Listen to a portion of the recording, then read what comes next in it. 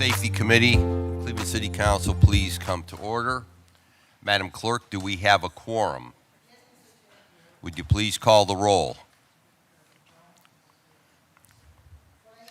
Present.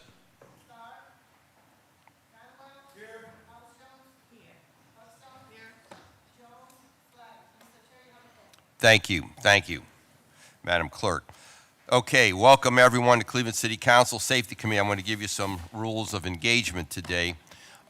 Each of the speakers who have signed up, and to my right, to your left, is the clerk. Anyone wishing to speak, you'll be given 3 minutes. We need to have your full name and all the information requested.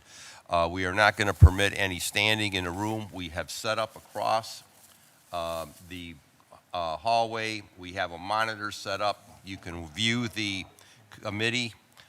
You can view the committee from there, and then you can come back and to, if you are on the list to testify or to give public comment, because we want to make sure the aisles are clear and there's no confusion. So again, those who are standing, I wish you would please go across the hall into the committee room, please. Go across the hall into the committee room, into the council chamber, excuse me. And you will be able to watch it, and then you can, if you're on the list for public comment, you will be able to come back in to the committee hearing. And again, I want to thank all the members of the public who came down on this issue. We have 3 pieces of legislation before us. We're going to take, in this order, we're going to take the ordinance number, please come to the table, Director. We're going to take ordinance number 684-2026 up first. 684. And again, to members, the colleagues, each member will be given 10 minutes for questioning, and then if we need to put you back up on the list, we will do that because we do have a lot of business to take care of today.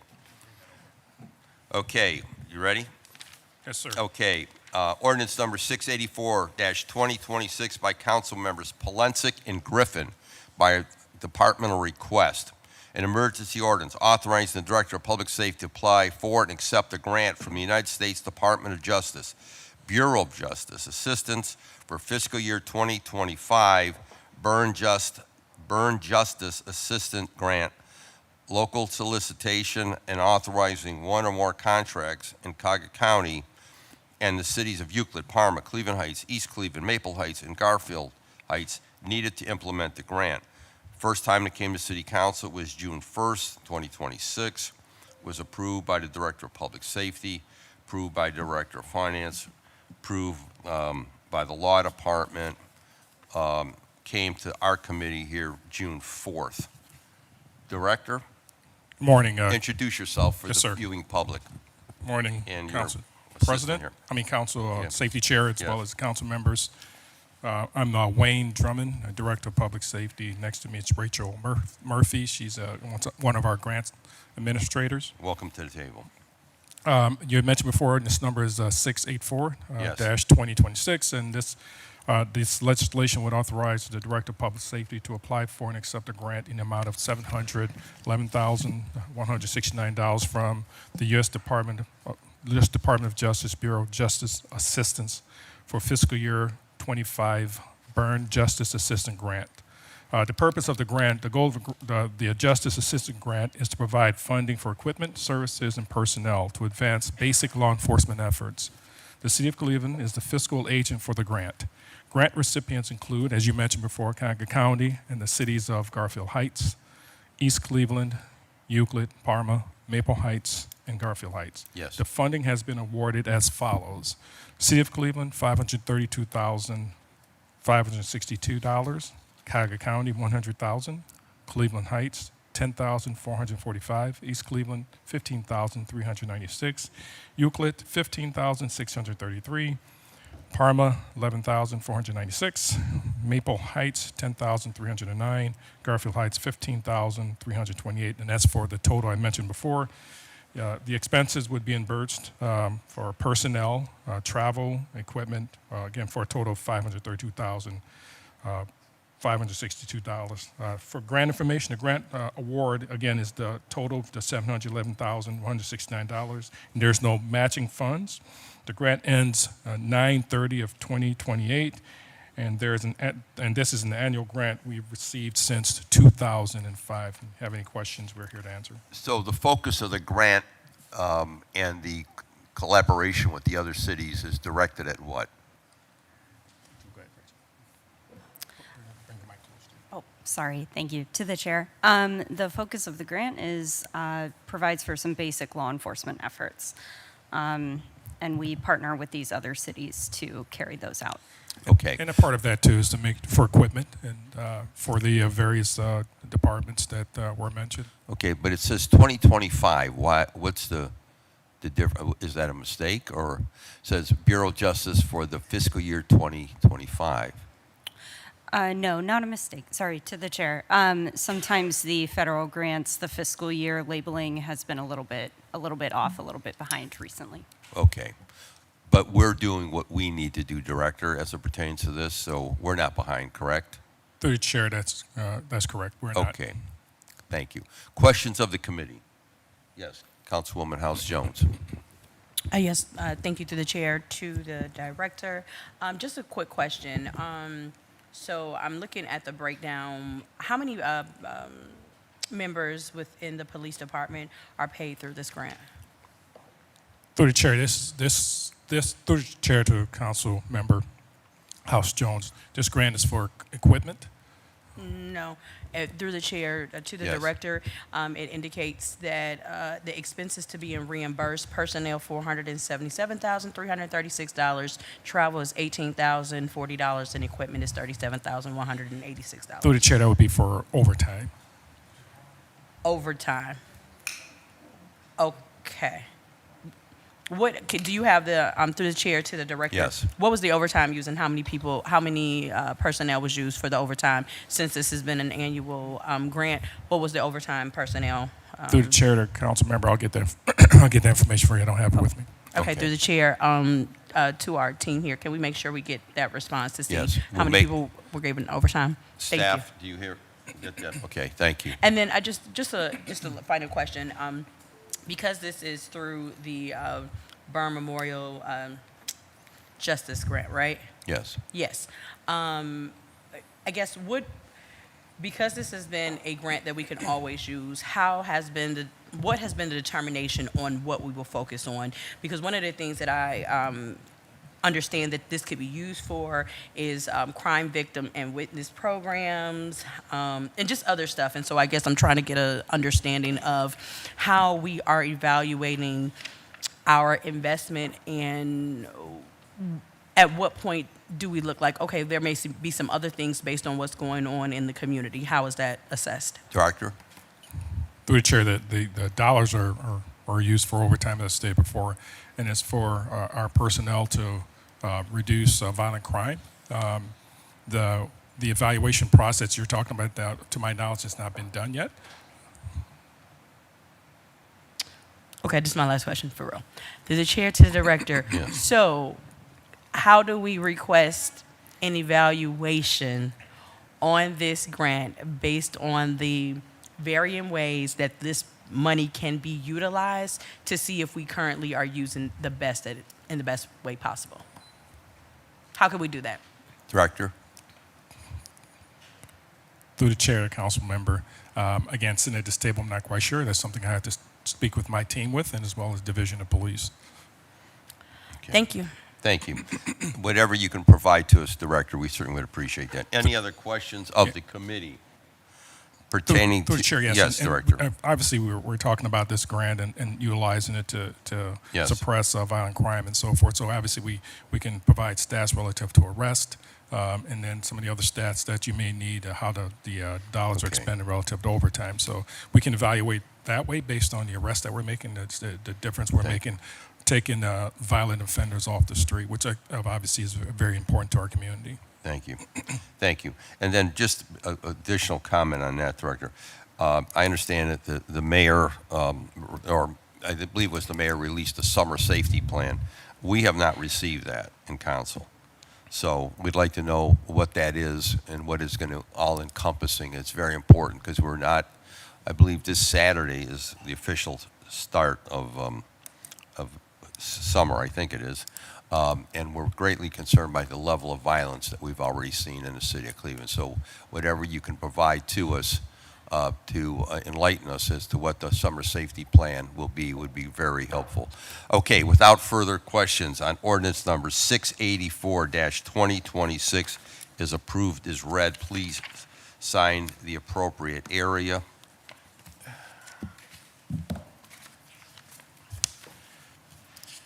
And again, this will go on to the viewing public. This will go on to the Finance Committee for, again, additional discussion. Okay. Ordinance number, ordinance number 557-2026 by Mayor Bibb, creating a designated outdoor refreshment area and establishing requirements to ensure public health and safety within such area, and declaring the same to be an emergency. It was read for the first time April 27th, 2026, was referred to the various departments, was approved by Director of Public Safety, approved by Director of Finance. There's no legal objection, and also there is the Director of City Planning approved as well. This is being referred to as the DORA for the, that's the Designated Outdoor Refreshment Area for the Theater District of Playhouse Square downtown. Director, and who's ever here to testify on that, please come to the table.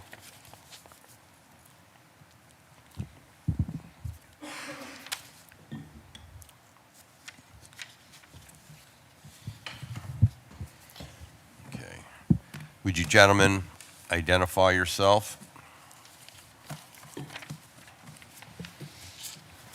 Mr. Chairman, I'll introduce myself first. Lucas Reeve, Senior Advisor in the Mayor's Office. Thank Good morning. you. Good morning. My name's Bobby Bruno, Commercial Development Officer in the Department of Development. Okay, wait a minute. So, go back to the first one. Identify yourself again. Lucas Reeve, Luke- Senior Advisor, Mayor's Office. Okay. Go ahead. Bobby Bruno, Commercial Development Officer, Department of Development. Okay. I'm Nate Kelly, President of Real Estate for Playhouse Square. Nick DeLillo, Senior Vice President of Hospitality for Playhouse Square. Okay. Okay, Director, the floor is yours, and then we'll take testimony from the other people here. Go ahead. Chair, Lucas is going to take the lead on this. They have a presentation, Okay. and then I'll open the floor for questions. Lucas, the floor is yours. And we do have monitors set up. Are the monitors working across? Okay, they are. Good, thank you. Thank you, Chairman. Of course, we're here this morning, as you mentioned, to talk about the Designated Outdoor Refreshment Area, commonly known as a DORA. Establishing one of these in the state of Ohio involves a structured process governed by ORC Code Section 4301.82. It's begun with an application from a strong partner, in this case, Playhouse Square, with legislation introduced by the mayor and then passed by City Council. DORAs have demonstrated positive economic impacts in a variety of settings, particularly in downtown districts, especially when paired with events and programming. Under the ORC code section, cities the size of Cleveland may establish up to 6 DORAs, spanning up to 640 total acres. Cleveland currently has 1 DORA that has been established for the East 4th section of downtown. It was established in June of 2023, but is not yet operational. Best practices for an optimal application for a DORA include engagement with nearby stakeholders, property owners, and residents, thoughtful boundary consideration and mapping, a strong safety and sanitation plan, appropriate hours of operation, good signage, wayfinding, and branding, and strong events and activations plan. The mayor's office is exceptionally comfortable advancing this partnership because Playhouse Square brings a trusted brand, strong operational capabilities, and a proven track record of responsibly balancing risk and opportunity. They are at the top of the short list for trusted partners to leverage an economic development tool like Adora to further strengthen their reputation as a world-class destination for arts and culture. And I'll turn it over to the folks from Playhouse Square to move through the presentation they prepared for you this morning. Thank you very much. It's a pleasure to be here. I'm also delighted by the number of people from the public that have showed up today to hear more about the Playhouse Square Dora. Seemed very well attended, more than I expected. The purpose of today's meeting is, I am being funny. Okay. Okay, keep going. The purpose of our use case is actually not as large scale or exciting as some other more activated districts where there will be outside a lot. In fact, here is the aerial around Playhouse Square. You can see we cover about 3 acres and we own most of the property inside that aerial next to Cleveland State. But the purpose, and here we are with a plat map, but the purpose that was the genesis of this application is that inside our theaters, inside the walls of our theaters, we have a number of restaurants, bars, concessions, and to be compliant with state law, to be able to carry those drinks across hallways that are common areas, we actually need the DORA to be able to do that, to be in compliance with state law. However, we wanted to take the opportunity of the DORA to be able to sometimes activate the outdoor portion of a designated outdoor refreshment area. Already, Playhouse Square has 1.3 million visitors that come to our shows every year. That does not include events like coming up in a couple of weeks, the Tri-C Jazz Fest, which is outside, the fashion show that happened last Sunday, the Borderlight Festival, that'll be on Playhouse Square Plaza. So in instances where we have prepared accordingly, we can use the DORA to go outside into the district. But one thing that you'll find with us is that we already program these events. So the DORA allows us to use the existing restaurateurs that are already here in Cleveland to serve drinks instead of us recruiting other companies that might come in from some other area and set up a temporary kiosk or fencing and other things that are part of a temporary setup. So when we activate the outdoor portion, then our businesses can benefit from it, while at the same time, our security that are well-versed in these events will be controlling access to the events. We have signage, we have a good waste plan, and have already acquired more garbage cans so that we can accommodate things that happen outside. And Nick DeLillo is head of our hospitality group, who makes sure that all these things happen and happen well. So we're here today to assure you that, one, we're excited, two, we'll be responsible about it, but want to fill in any way that we can to elaborate so that you can understand how we'll operate this thing for the best impact for the city of Cleveland.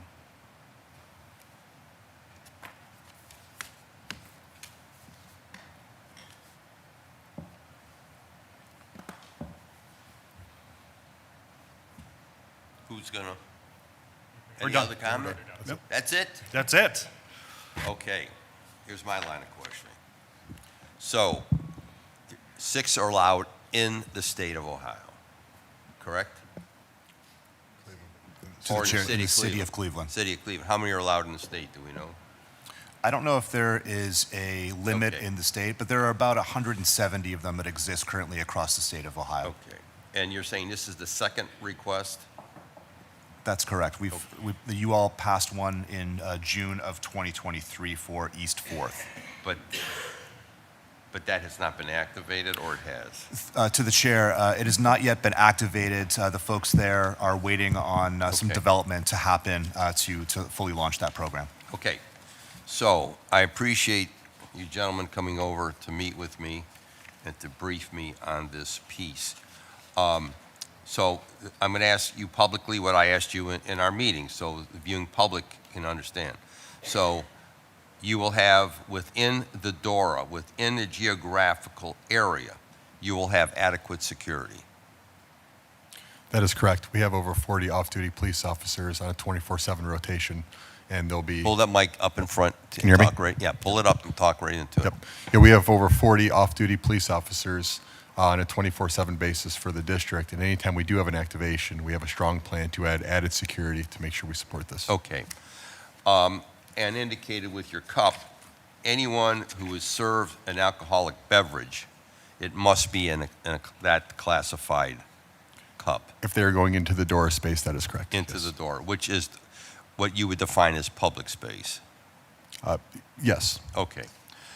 What is to prevent, or who is to prevent individuals from coming into the DORA with open containers? Because as I indicated to you in our meeting, that had been and continues to be a big problem in the flats, with people coming into the flats with open containers, not going to the establishments, but loitering in the street, loitering in other areas, which has aided and abetted problems in the flats. So what is to prevent that from taking place? That's an incredibly good question. I think one would be when we do Jazz Fest, we have entry points with officers and making sure that each person has to be examined when they go into the space. The second piece that's different between us and the flats, we have 2,000 redcoats that are at every single event. Okay. 2,000 total on with our staff, not at every event. So we're going to be adding additional redcoats on top of security to ensure that measure is going to be taken care of. Okay. Okay. So you're saying that I'm not going to be allowed to walk into the DORA with an open beer bottle? Yes, we'll have multiple bodies at each point of entrance, yes. Okay. The DORA, does it have a life? Is this something we have to renew, or once we approve it, it's done? To the chair, there is a review built in, which I believe is every 3 years. Okay. So, to the administration, who reports back to the city? Who reports to whoever that this is working great, it's not working great? What's the reporting process? Do we know? To the chair, I'm not sure there's a structured reporting process, but certainly in collaboration with Director Drummond and his team, we'll be keeping a very close eye on this to make sure that it's being managed in an effective way. Okay. So, let me get my other, I want to make sure. So what about the residents who live within the geographical area? What has been the feedback from them? I think this is a big deal for them. I think they're very, very excited. And I think the most important piece in our day-to-day DORA, with the residents being in the Bulkley building, we do have redcoats stationed at that space as well to ensure safety and security. Okay. So they're not going to have to worry. Is there a time frame on the DORA? In other words, at what time at night is it allowed to? When our last establishment closes during a theater or during a show, that's when it will close. So I believe it's 11 o'clock. Okay. So we're not going to be worried about people out there 1 or 2 o'clock in the morning. No, all doors will be locked and secured. Okay. Thank you. Councilman Conwell, you had a question? I had to step out because I left my cell phone on top of my car. And, man, I was going crazy, man. Shoot. Okay. You know. Go ahead, So Councilman. thank you, Mike. I had to step out and get that. This door, through the chair, you said you believe the residents. You didn't talk with them or anything like that? Whoever wants to respond to that, please, and through the chair. Mr. Chair, Yes. through the process of getting our application together, we also had to get the approval of all the property owners in the district, or we had to have a petition, and they submitted, all but one of our operators submitted a petition in support. After that took place, that operator also is supportive. So we have unanimous support from the folks that are in the district.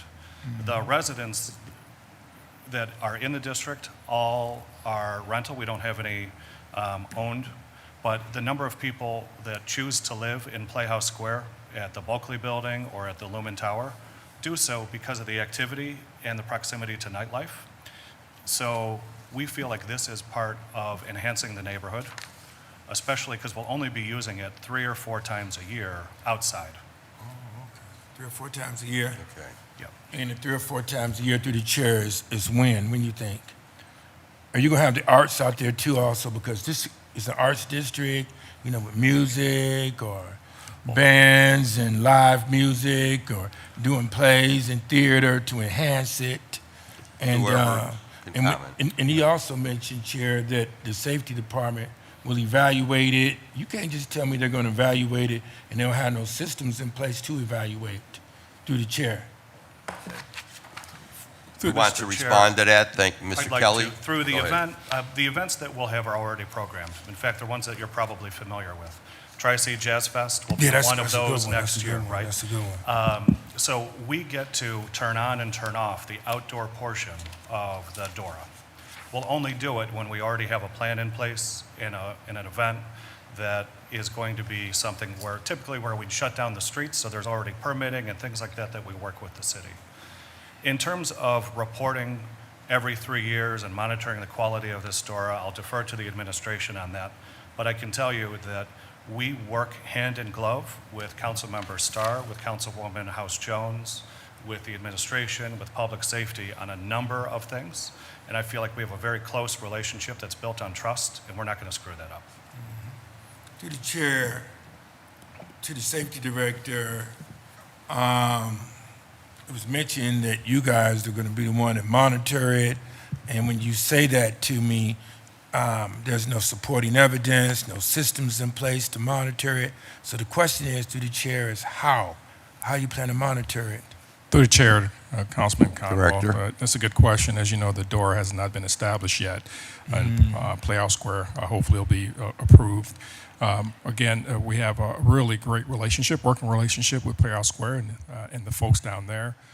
We have a very responsive commander, Commander McGuth, and his officers, coupled with the fact that, as stated already, there's approximately 40 officers, off-duty Cleveland police officers, that are there that's going to be securing the facilities and the door itself.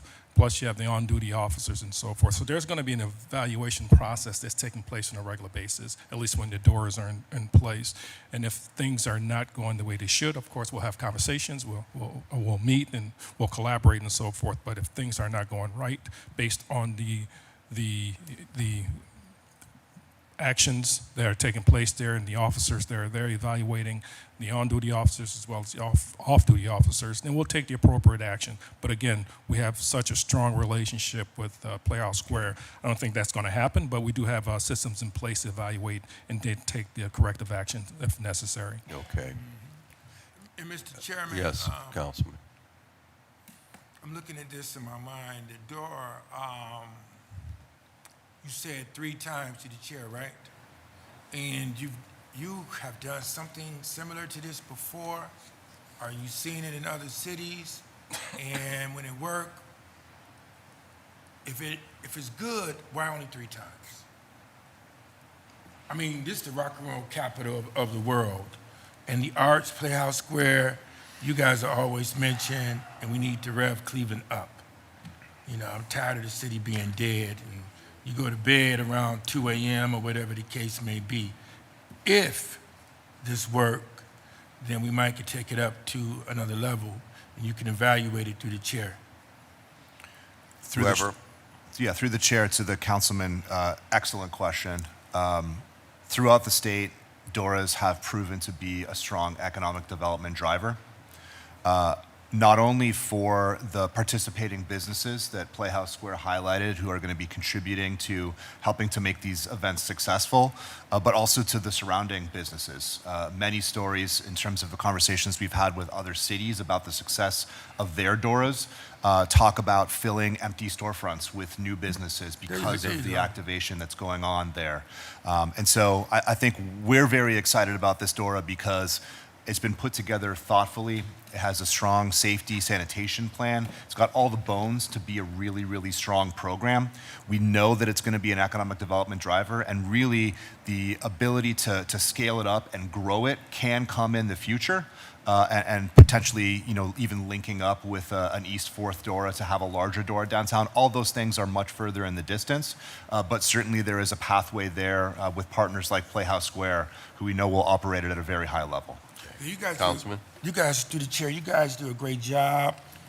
I would look at the Rock and Roll Hall of Fame, and that when they come to the city of Cleveland, can we do what you're doing to make it bigger, to bring more dollars and more dollars in the city, and you work together as partners through the chair? What you think? Whoever can answer. Oh, Sure, happy to, Chairman, through the sorry chair to for the council. pointing That's like all that. right. I was No, going you're looking fine. for That's my all right. phone, Go so I ahead. had to hear your name. It's all good. Lucas from the mayor's office. Okay. Yeah, absolutely. I mean, I think the sky's the limit. We're very lucky here in the city of Cleveland, particularly downtown, that we have amazing assets like the Rock Hall, like Playhouse Square, like East Fourth. These are areas that are tourist destinations. They serve the Clevelanders exceptionally well. I go to the Rock Hall all the time. And so being able to take destinations like that and link them together with a tool like this, that is really where other cities have seen a tremendous amount of success. And I think that absolutely the blueprint exists here to do very much the same thing. Thank you. Right. And I'm going to end with this. Evaluate it for me, the evaluation process. Look at the Rock Hall with Greg Harris. So when the Rock, we have the induction ceremonies here, we go bigger. In the same way, look at University Circle. You know, we have the art museum there. You have a lot of the arts is right there as well. And you could probably work with the Assembly of the Arts with Jeremy Johnson. You know Jeremy, right? And then we could take it and grow it. Because you got the Rock and Roll Hall of Fame here, and it looks sad. It looks really sad. When you come here, the lights are turned off. And let's say at 9 p.m., people going to sleep. We got to blow it up to make money, and we're the Rock and Roll Hall of Fame of the world, and evaluate it and see how can we make it bigger. And that's my conclusion. Thank you, Mr. President. Thank you, Councilman Conwell. Councilman Shaw. Thank you, Chair. I'll be brief. I just have two quick questions. I appreciate the team's work and the efforts behind seems to be well thought out. I wanted to understand the expanded the district that you're proposing includes, other institutions, other businesses. How would it work if, I think, Hofbrauhaus or like CSU, which I think are part of that district that you put on the map, if they wanted to host an outdoor event and wanted to take advantage of this, how would that work? Or does that prevent, because it's Playhouse Square? Can you walk me through what that works like? Go ahead, whoever can answer. It has to be within the district, correct? It has to be within the district.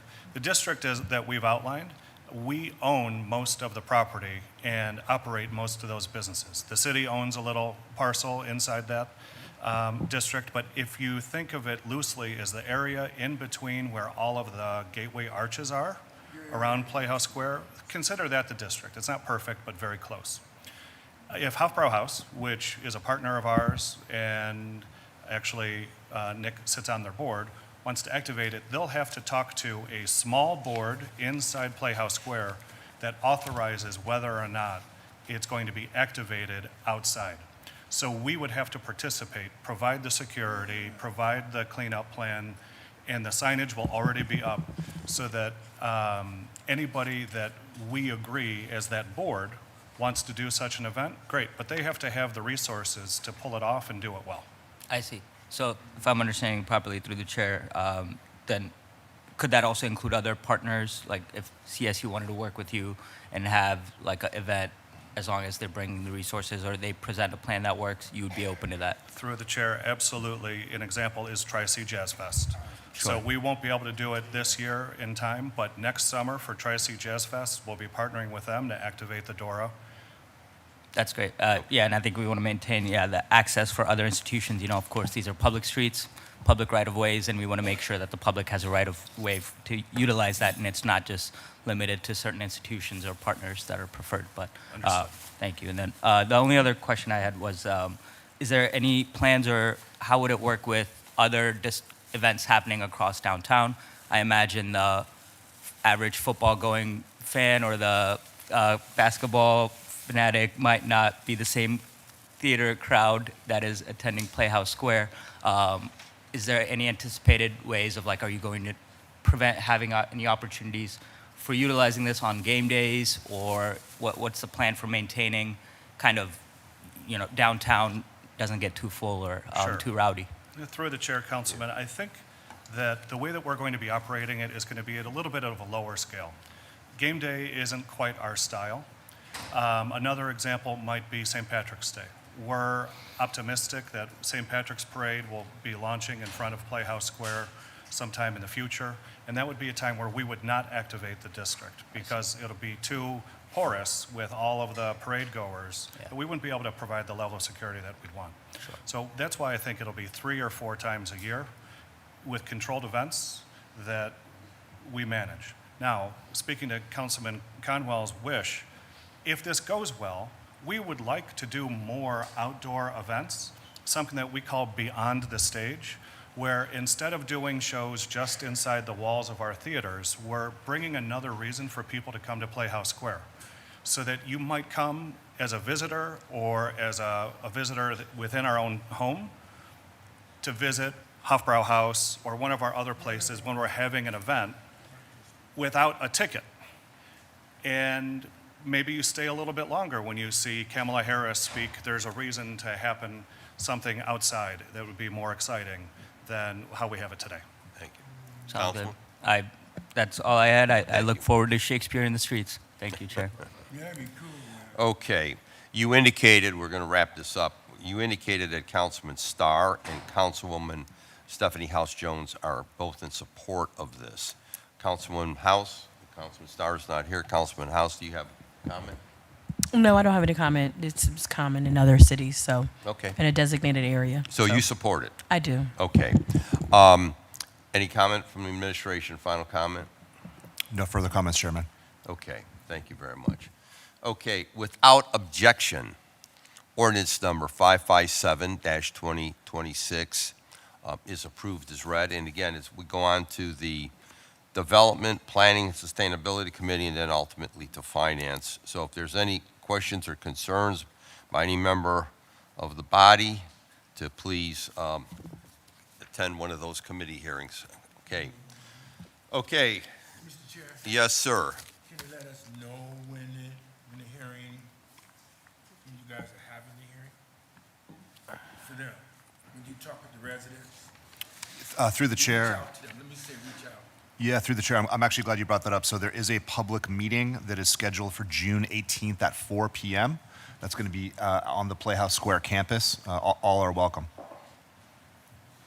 Is he gonna send us the announcements, Mr. Chair? Yep, make sure we get notified. Okay, Thank you. thank you. Thank you, thank you. Okay, legislation's been approved. We will now deal with the flock piece.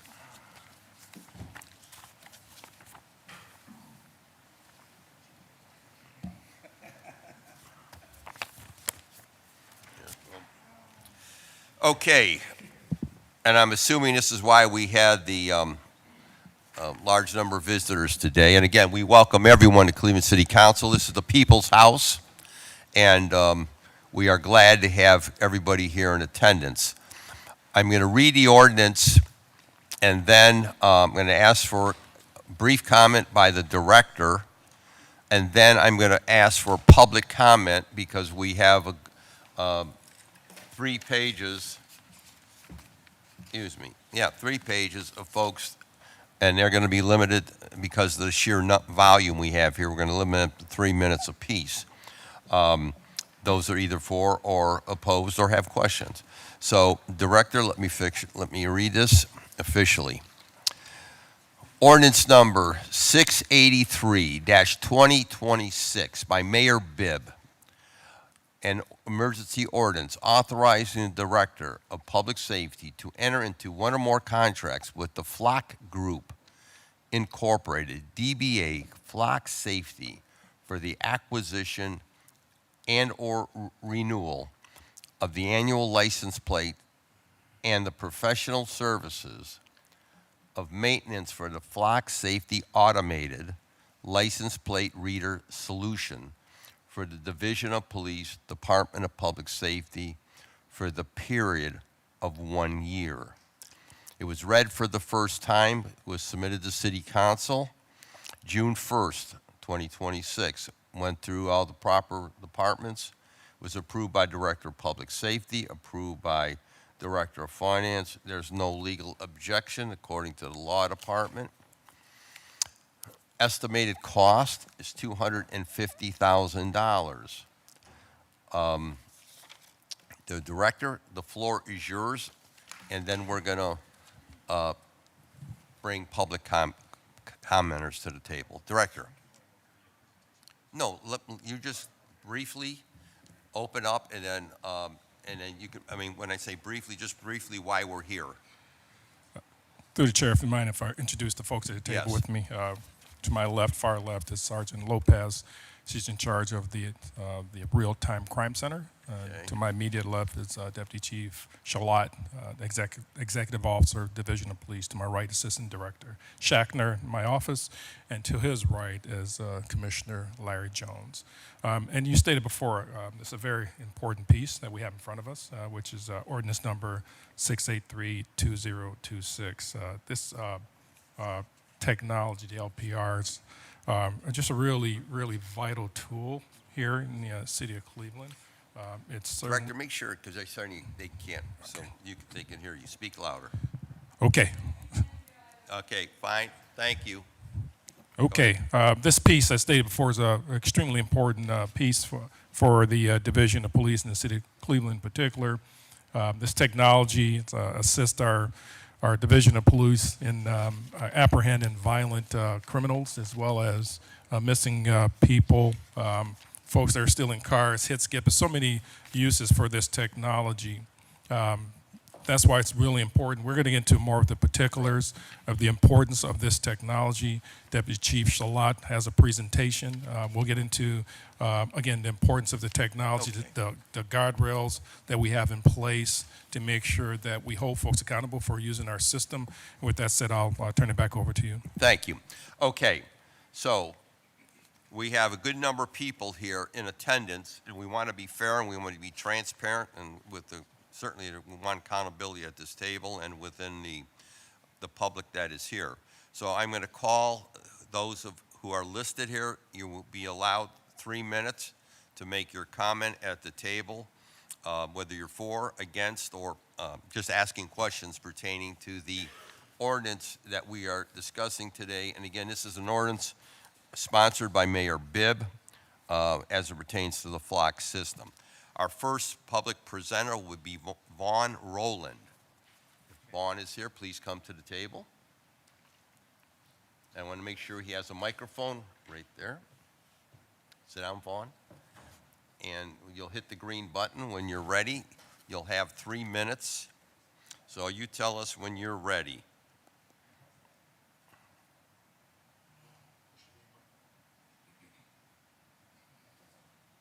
There you go. Just pull up so we can hear you. Yep. Can you hear me? Sir.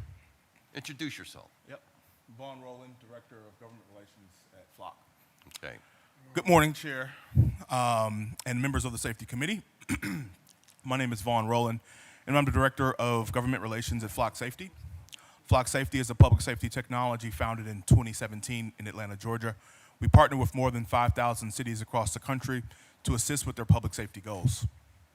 We work with the whole community, neighborhoods, businesses, school systems, law enforcement, and elected officials, because we understand that it takes us all working together to really make lasting impact on crime. The reality of working in law enforcement today is that agencies are being asked to do a lot more with a lot less. According to recent surveys, roughly 85% of agencies nationwide are facing officer shortages in the face of overwhelming demand and increase in retirements. Because of this, many agencies are operating at a minimum staffing level, which can cause an increase in response times and the deprioritization of nonviolent calls. At the same time, citizens are feeling less safe, with 40% of Americans reporting that they are afraid to even walk home at night. And that's about the highest that we've seen in over 3 years, over 30 decades, or 3 decades, I'm sorry.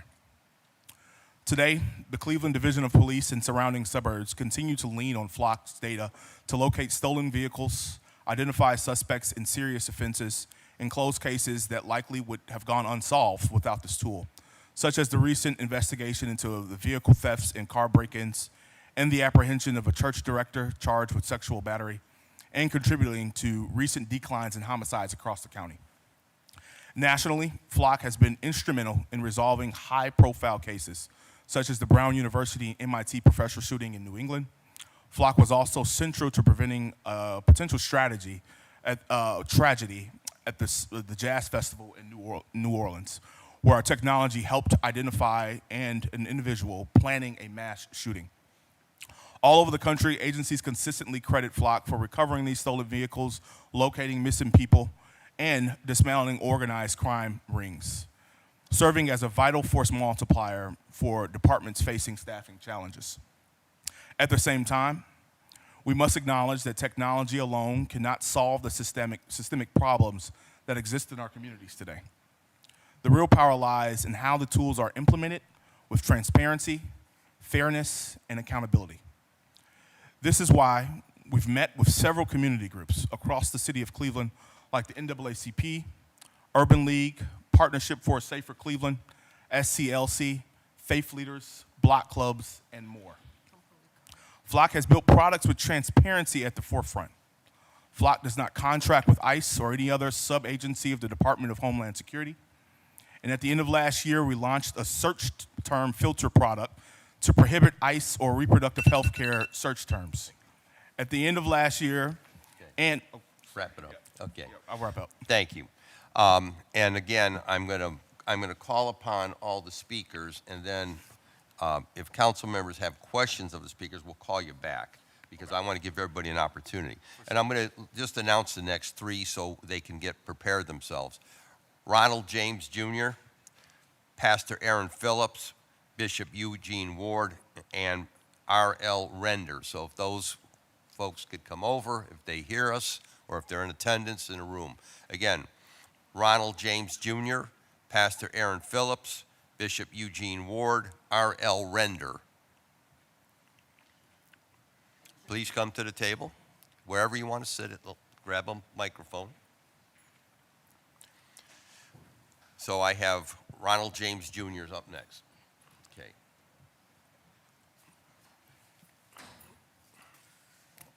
Good morning. Good morning. Good morning, Chair, members of the Safety Committee. My name is Ronald R. James Jr.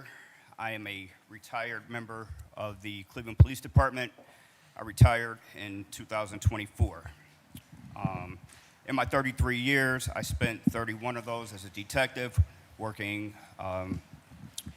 major narcotic cases, and my last 10, 15 years, I was a detective in the 3rd District Detective Bureau. During my time, I was born and raised in Cleveland. I came back to serve the city in the capacity of being a law enforcement officer to give back to the city. The police department has made great strides in keeping up with the criminal activity within the city and across the country. And the bottom line is the criminals are always 2 steps ahead of us. Technology has helped us tremendously. One thing that I think a lot of people don't take in consideration is something simple as a stolen car. People say, oh, it can be replaced, that's why you pay insurance. However, there's a greater overview as far as the economics of crime. If a family has one reliable vehicle for transportation and that vehicle is stolen, that family is out of commission. They can't get to work. Children can't get to school. They can't provide for their family. And if that car is never recovered, it puts them in a financial hardship. I am familiar with the Flock system and its capabilities. It also acts as a deterrent. Our city and our media loves to publicize what we're doing and how we're apprehending criminals. Therefore, as a deterrent, just like surrounding suburbs that implement and use Flock, people stay out of those cities. Most criminals do. I implore the city for these reasons that they should continue their partnership with Flock and take this into consideration as far as renewing the contract and expanding Flock's capabilities. Thank you, Mr. James. Thank you for keeping time, too. Okay. And Madam Clerk, I want to make sure the microphones are set up. They're all set up down here for the folks. Okay, I want to make sure they're working. Okay. Pastor Aaron Phillips, welcome to the table. Thank you. Whenever you're ready, go ahead. Thank you, Councilman Chairman Polincic. My name is Pastor Aaron Phillips. I have the privilege to pastor Sure House Baptist Church in the city of Cleveland. And I also have the great opportunity to be the executive director of the Cleveland Clergy Coalition. I want to acknowledge we have several of our pastors who are here today. Pastor Larry Harris, who's also the president of the Mount Pleasant Clergy Organization, Bishop Brandon Owens, Pastor A.L. Owens, Pastor Jimmy Gates, Reverend Pastor Jeff Jemison, Pastor Jay Williams, Vice President of the SCLC, Minister Dale Edwards, Pastor Mark Smith, Bishop Eugene Ward, Pastor Leonard King, Bishop Tony Minor, Brother William Nix, Deacon Shivers, Pastor Prince, who's the president of the Baptist Ministers Conference, also Pastor Kenneth Keith, and myself. Many of us with other pastors who couldn't be here today, with other organizations, was privileged to meet with the Flock people. And I want the council to know we really appreciate them reaching out to the clergy in our community till they give us information about these cameras and what they actually do. Because there are many times there's misinformation. So they came to us directly, and I appreciate that, them acknowledging us. We would like the city of Cleveland, and particularly the police department, to have that same kind of respect for us to come and talk to us about these things so we can know firsthand from what these things do. As explained to us, this is a great tool to use being used for law enforcement, and I think we want to make it really clear that the clergy in our community, we are pro-safety. We believe in safety. We know our neighborhoods are better when they're safer. Our churches are better when they're safer. We are just better off when our residents are better when it's a safe community, and we support that. We will always be on the side of safety and security in our community. However, we want to make sure, and this is why we want to talk to the police department, we want to make sure there's full transparency in the use of this tool, because we don't want this tool to be used against our community in any way. They have committed to us that this tool will not be used to target people in our community. Our information will be used for ICE, which are concerns that we have because we are men of the cloth and men of faith and for the people. They have assured us that there will be some guardrails, that this tool won't be used to abuse us and target other people as well. So we believe that we want to have that full transparency with the Cleveland Police Department as well. That was the chief concern that we had. And in addition, I think most of all, one of our pastors, Pastor Williams, said, we want to make sure that these cameras aren't just used in downtown and on the west side. We want these cameras used for safety and security on our side of town as well. Thank you, Mr. Chairman. We urge this committee to pass and for the City Council to renew this contract. Thank you. Thank you, Pastor. Thank you for coming to the table and keeping time. Bishop Eugene Ward. Thank you, Chairman Polincic, to the Council Committee. I'm here also today to support the Flock's putting of cameras in our city and being extended. Excuse me. Pastors are called when members are shot within this community. Pastors are called when funeral homes have to bury another child. Pastors are called when we have to go to the hospitals and sit with families because of safety not being properly implemented in this city. We're 173 on the safety list of cities in this country. 173.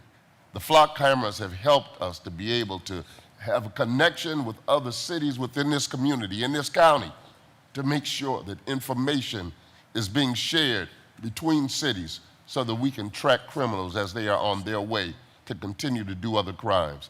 I have learned that those who really don't want Flock are the communities and areas of the city where they're continuing to do crimes, and we don't find ourselves being able to detect them where they really are. It's time for us to be able to step up, not only as a mayor and as a council, but as a city, so that we can band together to make sure that we are able to make sure that this is a safer city and that Cleveland can rise to the top and being one of the safest cities in this country so that we can show that we are concerned about our citizens as well as our reputation.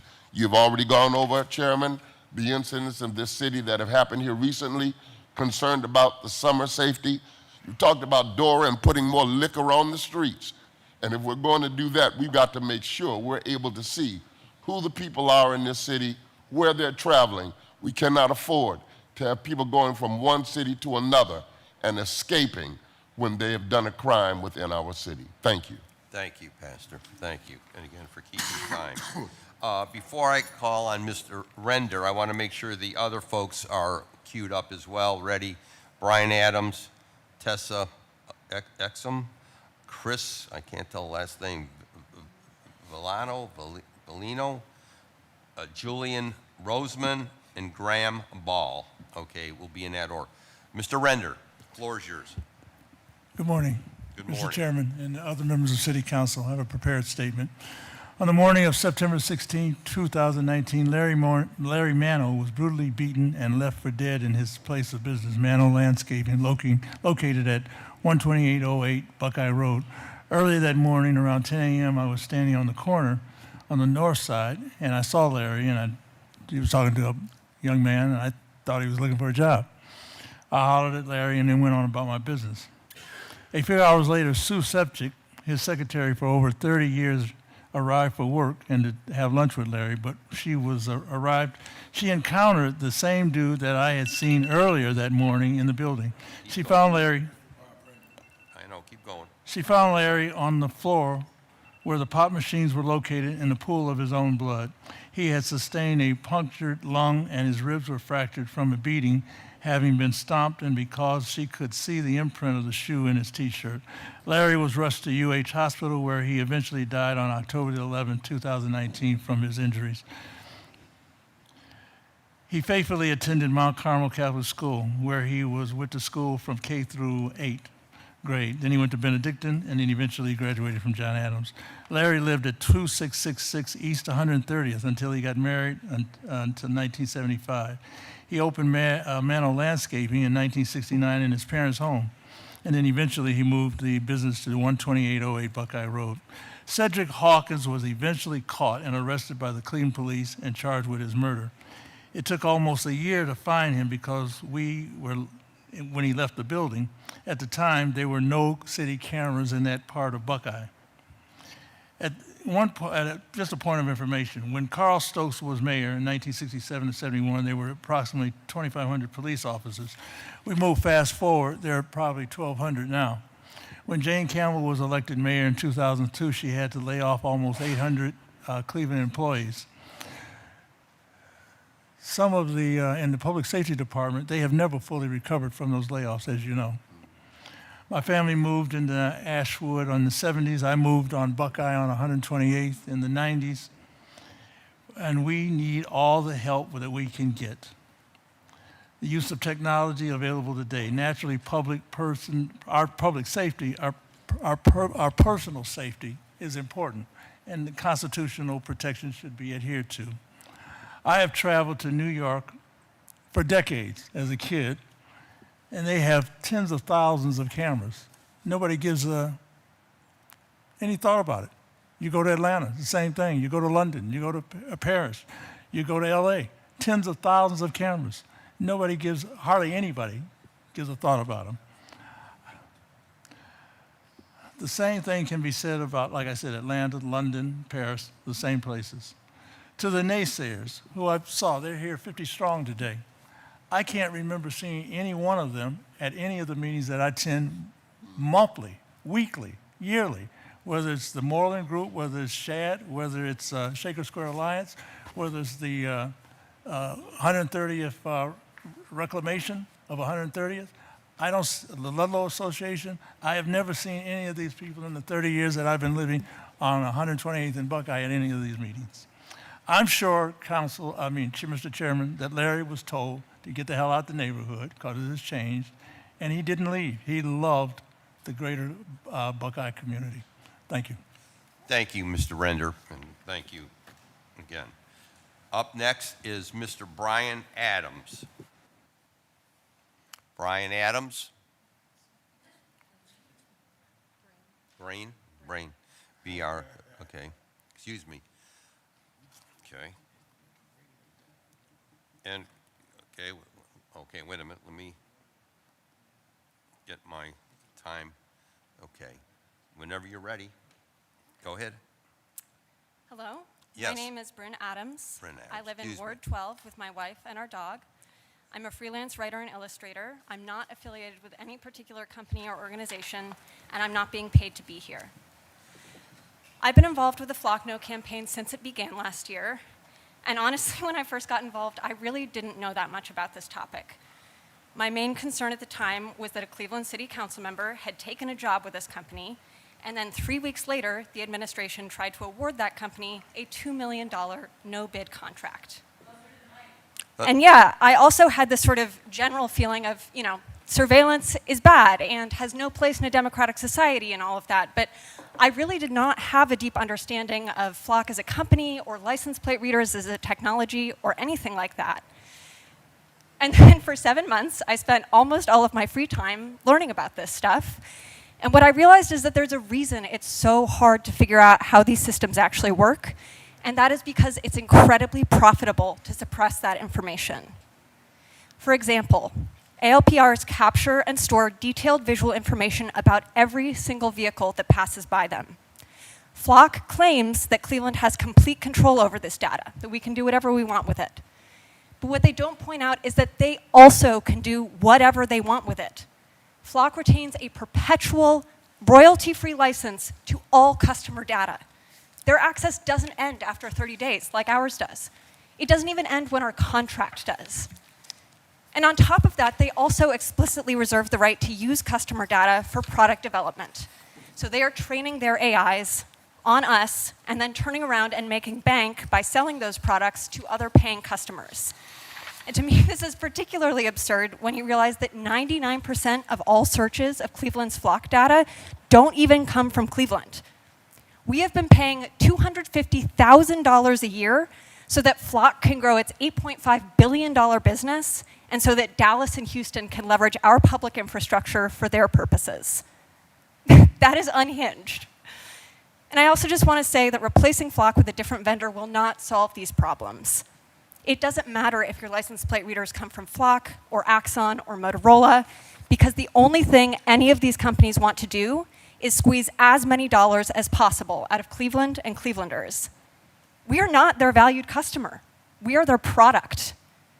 And we need to stop letting these vultures take advantage of us and our city. Please vote against this contract renewal and remove all license plate readers from our streets. Thank you. Thank you for keeping time as well. Okay. Our next speaker is Tessa.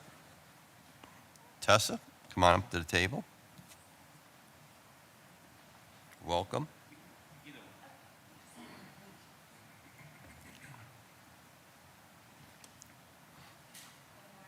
Good morning.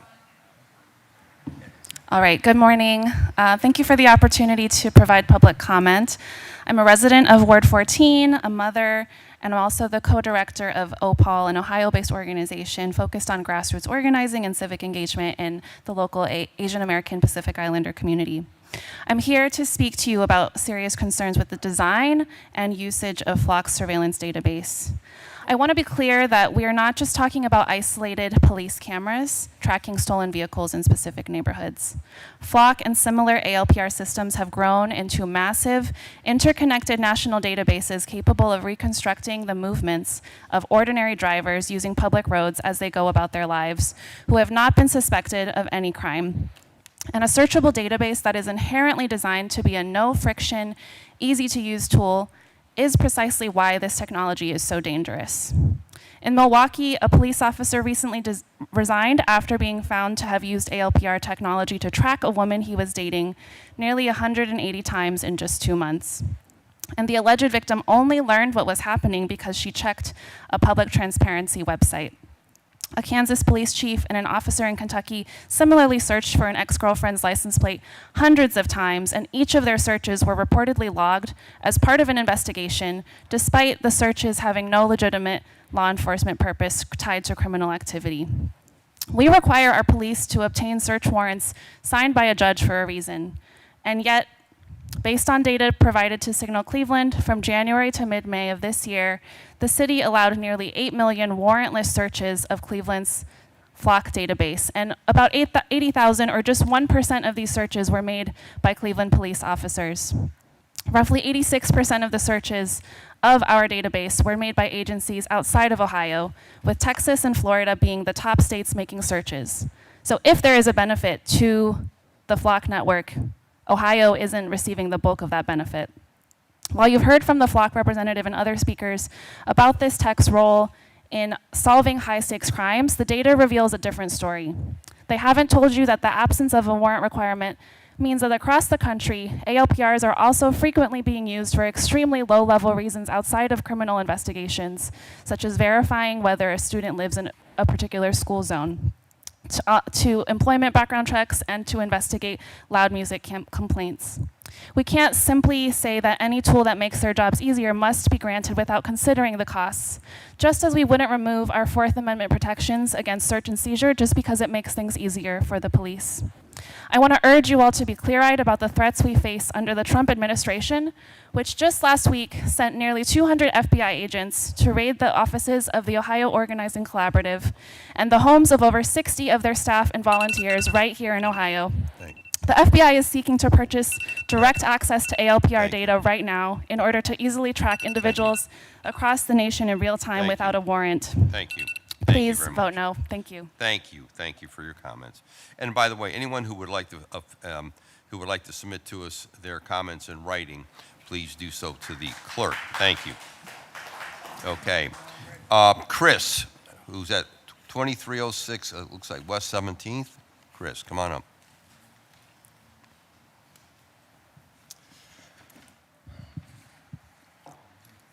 Good morning. Good morning, Chair, Committee. My name is Dr. Chris Vogliano. I'm a resident of Ward 7, a global health scientist. For context, I've lived all over. I'm from Ohio. I've lived in Amsterdam, New Zealand, DC, New Zealand, but I chose to move back to Cleveland because I love the city. We might not have alpine parrots or snow-capped mountains, but we have a huge heart. And that heart is what this ALPR technology puts at risk. Nobody is paying me to be here. I'm taking off work to be here. I had to cancel some important meetings. But all of us, including the dozens of people in that other room, are Cleveland residents who want a city that is both safe and free. We are asking you to terminate the Flock contract because surveillance and safety are not the same thing.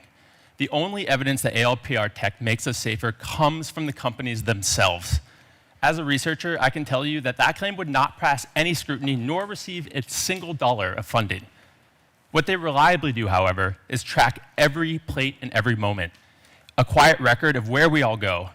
Flock even sells people detection, letting users search footage for a man in a blue shirt and a cowboy hat. That's cataloging us. That's not a license plate reader. And as mentioned, 99% of those searches come from outside of Ohio, outside of Cleveland, that people that don't live here that can't answer to us. Talk about guardrails. Earlier this year, I had the privilege of spending a month in Bellagio, Italy, with one of the few American journalists to report from inside of North Korea, where she lived for 3 years. What she said and shared with me sent chills down my spines. Every movement and every conversation was monitored by the state. The only place her colleagues would speak to her candidly was in the middle of a wide open parking lot, where a whisper had room to vanish before the state could hear it.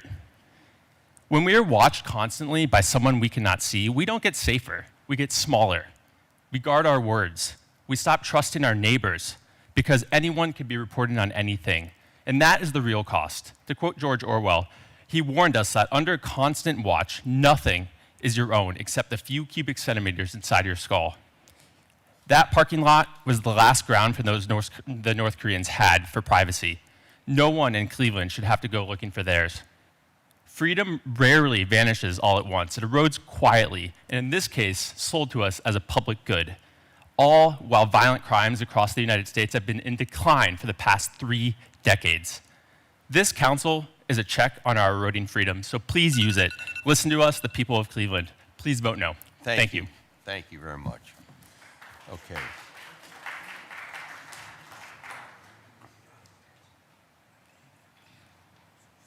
Okay. And if you live in, and it would be helpful too, if you live in the city, indicate what ward you're in. That'd be very helpful. Julianne Roseman? Thank you.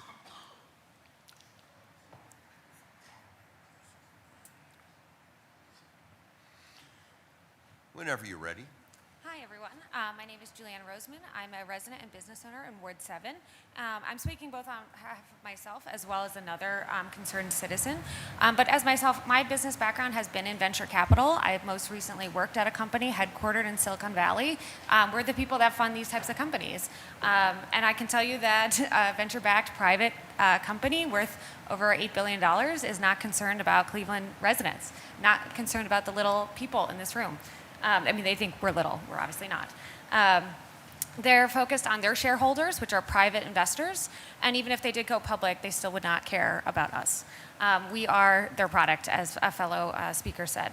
But I also want to speak on behalf of Brooke Woburg, who couldn't be here today. She's from Lorain County, but works and socializes here in Cleveland.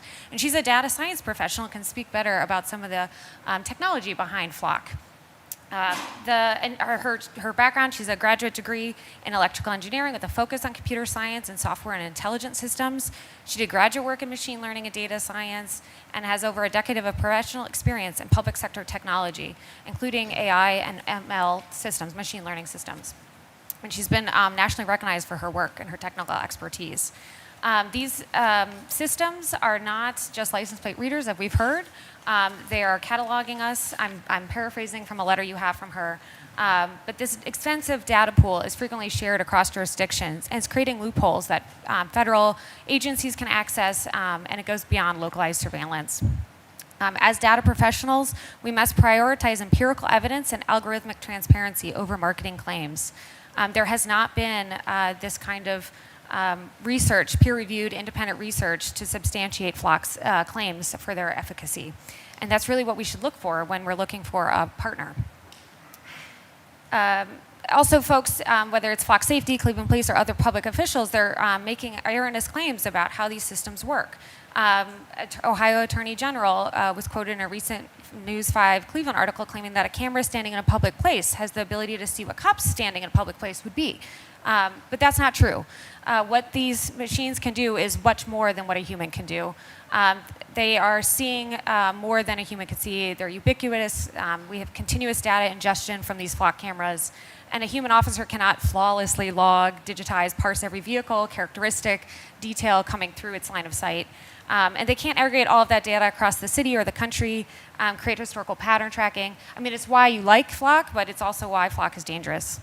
And scaling the surveillance is just very scary from that perspective. I hope you will continue to read Brooke's letter that's been provided to council. She's got a lot more great things to say.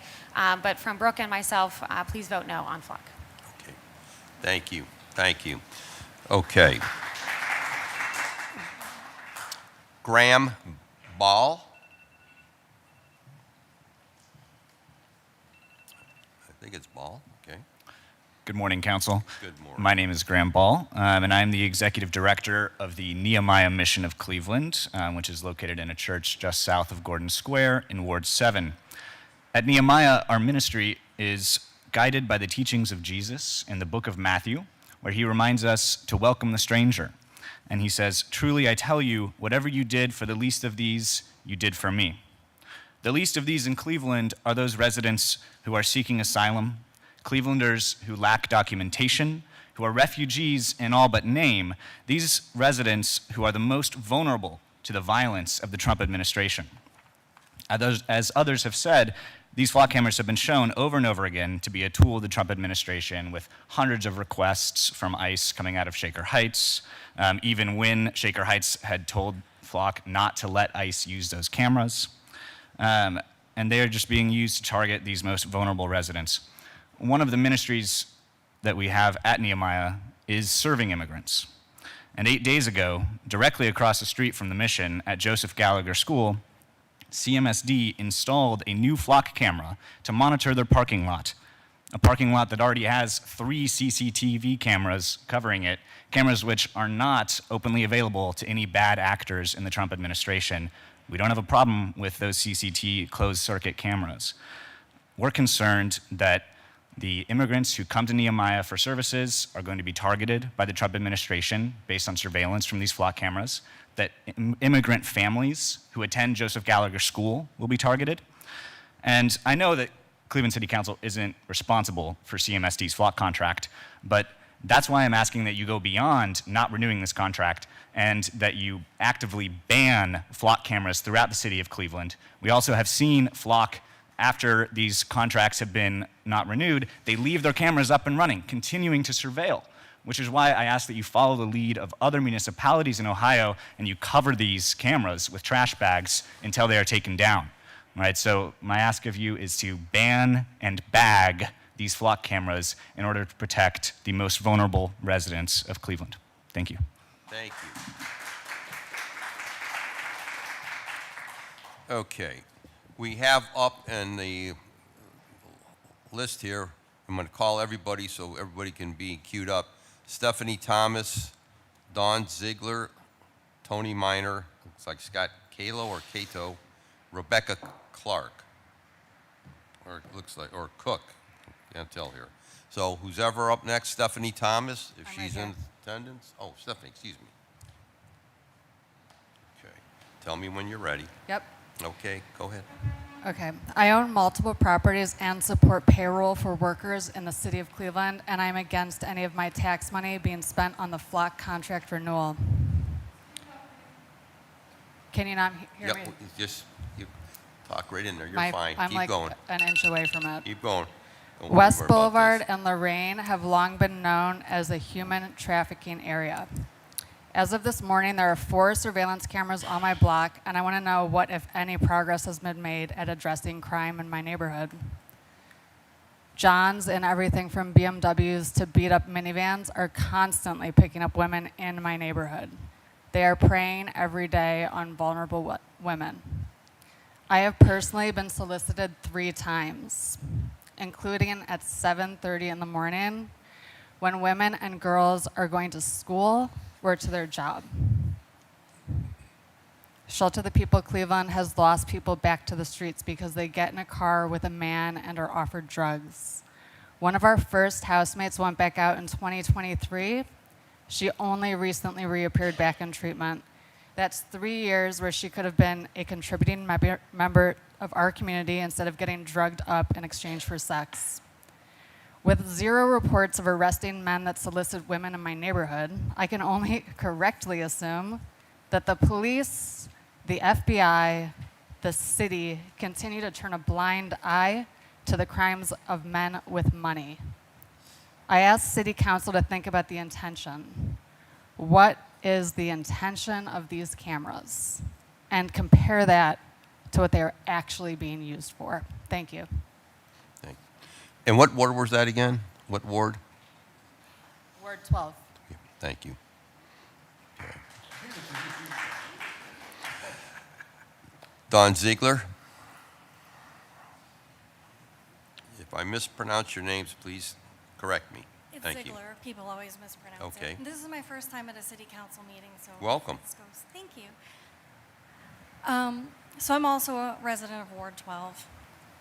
And I'm not anti-police or anything at all. I actually come from a law enforcement family. I have 3 uncles that are cops.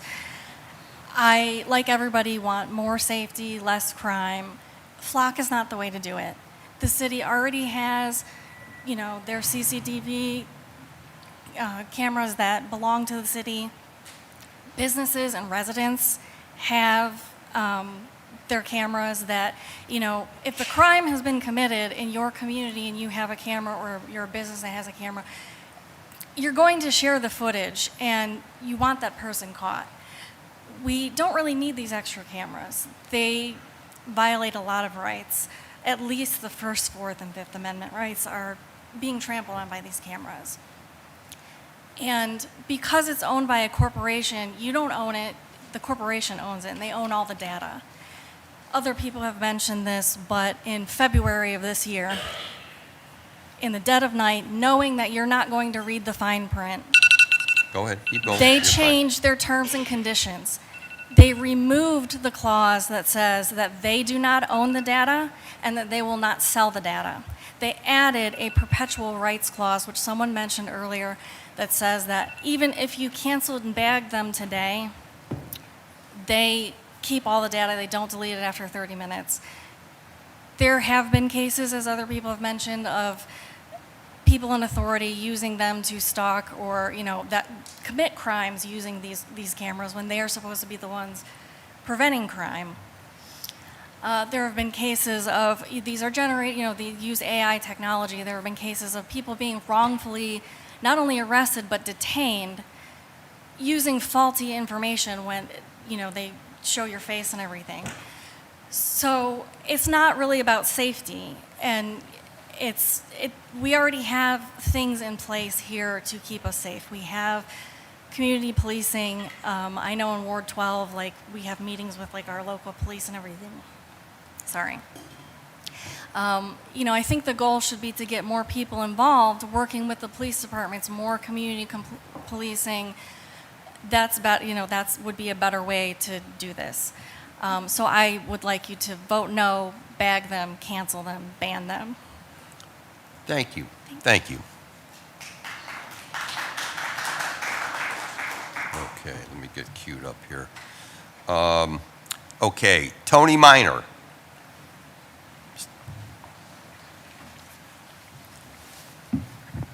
Thank you very much. I'm very happy to be here. I'm Tony Minor. I serve as pastor of Community Faith Assembly in the Broadway area of Cleveland and Slavic Village. I do want for the record to know that while I work at Metro Health, I am off the clock and I do not speak. These comments are not on behalf of Metro Health. Okay. Somebody say amen. Amen. Okay. I come today with a broken heart, kind of a divided heart. Each and every day for the last 10 years, I have stood with and worked with immigrant families, went to court. I've seen the oppression that they face each and every day. These are the least of these, as our brother did say. So I come with great, great concern. Many of these families through ICE are being hunted down like the slave chasers of our past. And it's important that all of Cleveland understand that this issue that we see happening today is not something new to the African American community. We have lived it all of our lives. But I have a broken heart on this issue, and my concern is for the least of these. But there's another group of least of these who I serve, not for the last 10 years, but for the last 30 years. The Mrs. Jacksons in North Collinwood who face crime, the children who can't walk up and down the street because of different forms of criminal activity. There's a wide spectrum of the least of these. I come with a broken heart. I come supporting this policy, but with some guarded optimism. And it's guarded because I'm very concerned about how it would be used. I'm concerned about privacy concerns. I've been assured that we need to be concerned about data sharing. We need to be concerned about the side door problem, that not only does information is shared by Flock, but is shared by other authorities. So there's a side door policy that we have to keep our eye on. We're concerned about mass surveillance issues. These are real issues. But the bigger issue is community trust and community healing. So I do know that we must make sure that there are guardrails in place. But I come with another proposal.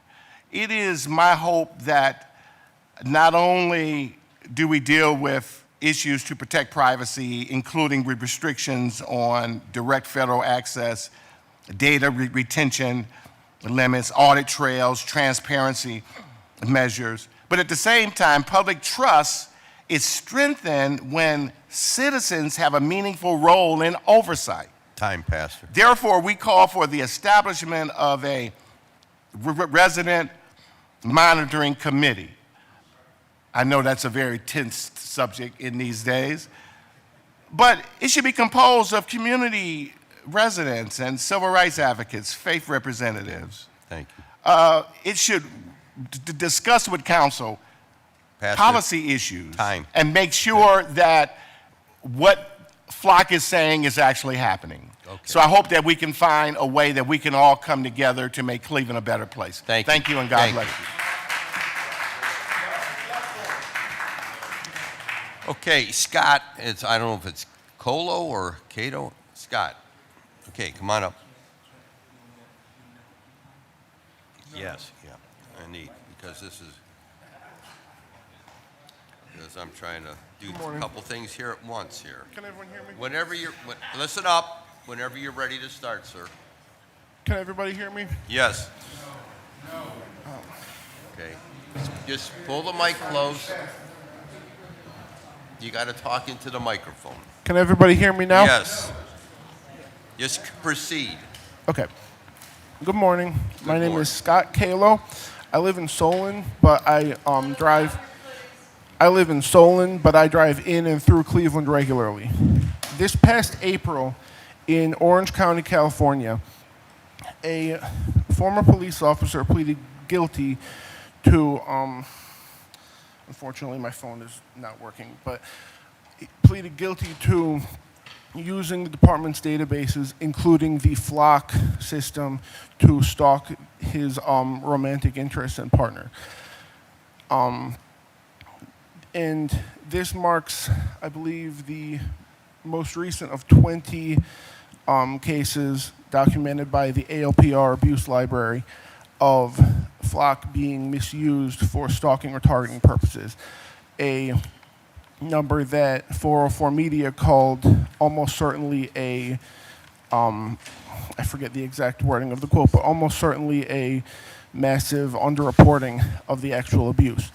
Now, this abuse is essentially unavoidable in the case of mass surveillance when information is power and one organization has the ability to track cities full of people, their locations and motions. But it's especially true in the case of Flock because Flock Safety is constantly lying about their product. They've lied to cities like Evanston, Illinois, sharing their sharing data with federal agencies, including Customs and Border Protection, without notifying them, and despite the fact that it violates Illinois state law. They've lied to Oshkosh, Wisconsin, denying that they create heat maps of vehicles, of vehicle tracking, when before their department found out that they do, canceled their contract within 24 hours of it going into effect, and prompting Flock to call the lie a minor nuance. And they've lied about whether their cameras track pedestrians, saying they don't, despite the fact that pedestrian tracking is in their instructional videos for training to use their system. So the question is, how can we entrust our safety to a company that has proven time and time again that they don't take trust seriously? I think we can't. So I urge this council to, I urge the council not to renew the Flock contract. Thank you. Thank you. Okay, Rebecca Cook. Rebecca Cook, thank you. Tell us when you're ready to start.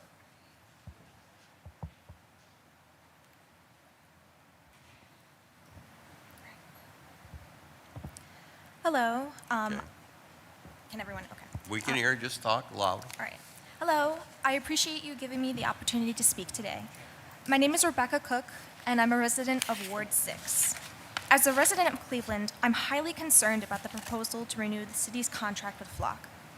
I don't know about you, but I don't think that creating conditions to usher in more of a mass surveillance state makes sense when the claimed reason for installing such a system is public safety. Flock has had issues in the past of sharing data with third parties and governmental entities, such as ICE. Considering the sort of constitutional violations that ICE has very clearly violated over and over, do we really think it is wise to risk data sharing with this sort of agency? Even with the so-called guardrails that are claimed that will be put in place, there is still a significant risk that outside parties will be able to access such data. Additionally, an audit released in May by the Cleveland Police Department showed that there are tens of thousands of requests for Cleveland flock information, mostly from out-of-state police departments in Texas and California. A great deal of these probes didn't even have a reason associated with why they were accessed. Over 1,000 of these searches were just labeled other.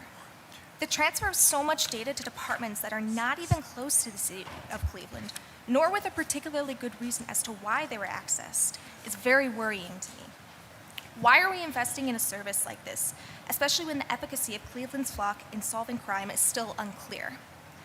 Instead of spending hundreds of thousands of dollars on the technology that might be able to find crime after it happens, we should be using that money to target the root issues that cause people to engage in crime, which time and time again has been proven to be poverty. When we improve material conditions for people, crime decreases. As such, I hope that you choose not to renew the contract with Flock for the interest of all Cleveland residents. Thank you for listening and your consideration. Thank you. Thank you. I want to thank all of the public who testified. We had 15 members of the public who came to testify. I appreciate all of you who take the time from your schedules, your families to come here and comment. We're going to revert back now to the Director of Public Safety and his team to explain and present why the mayor and the Department of Public Safety want to extend the flock contract. Director. Yes, Safety Chair. I'm going to turn it over to Deputy Chief Shalat, who's going to go through a presentation.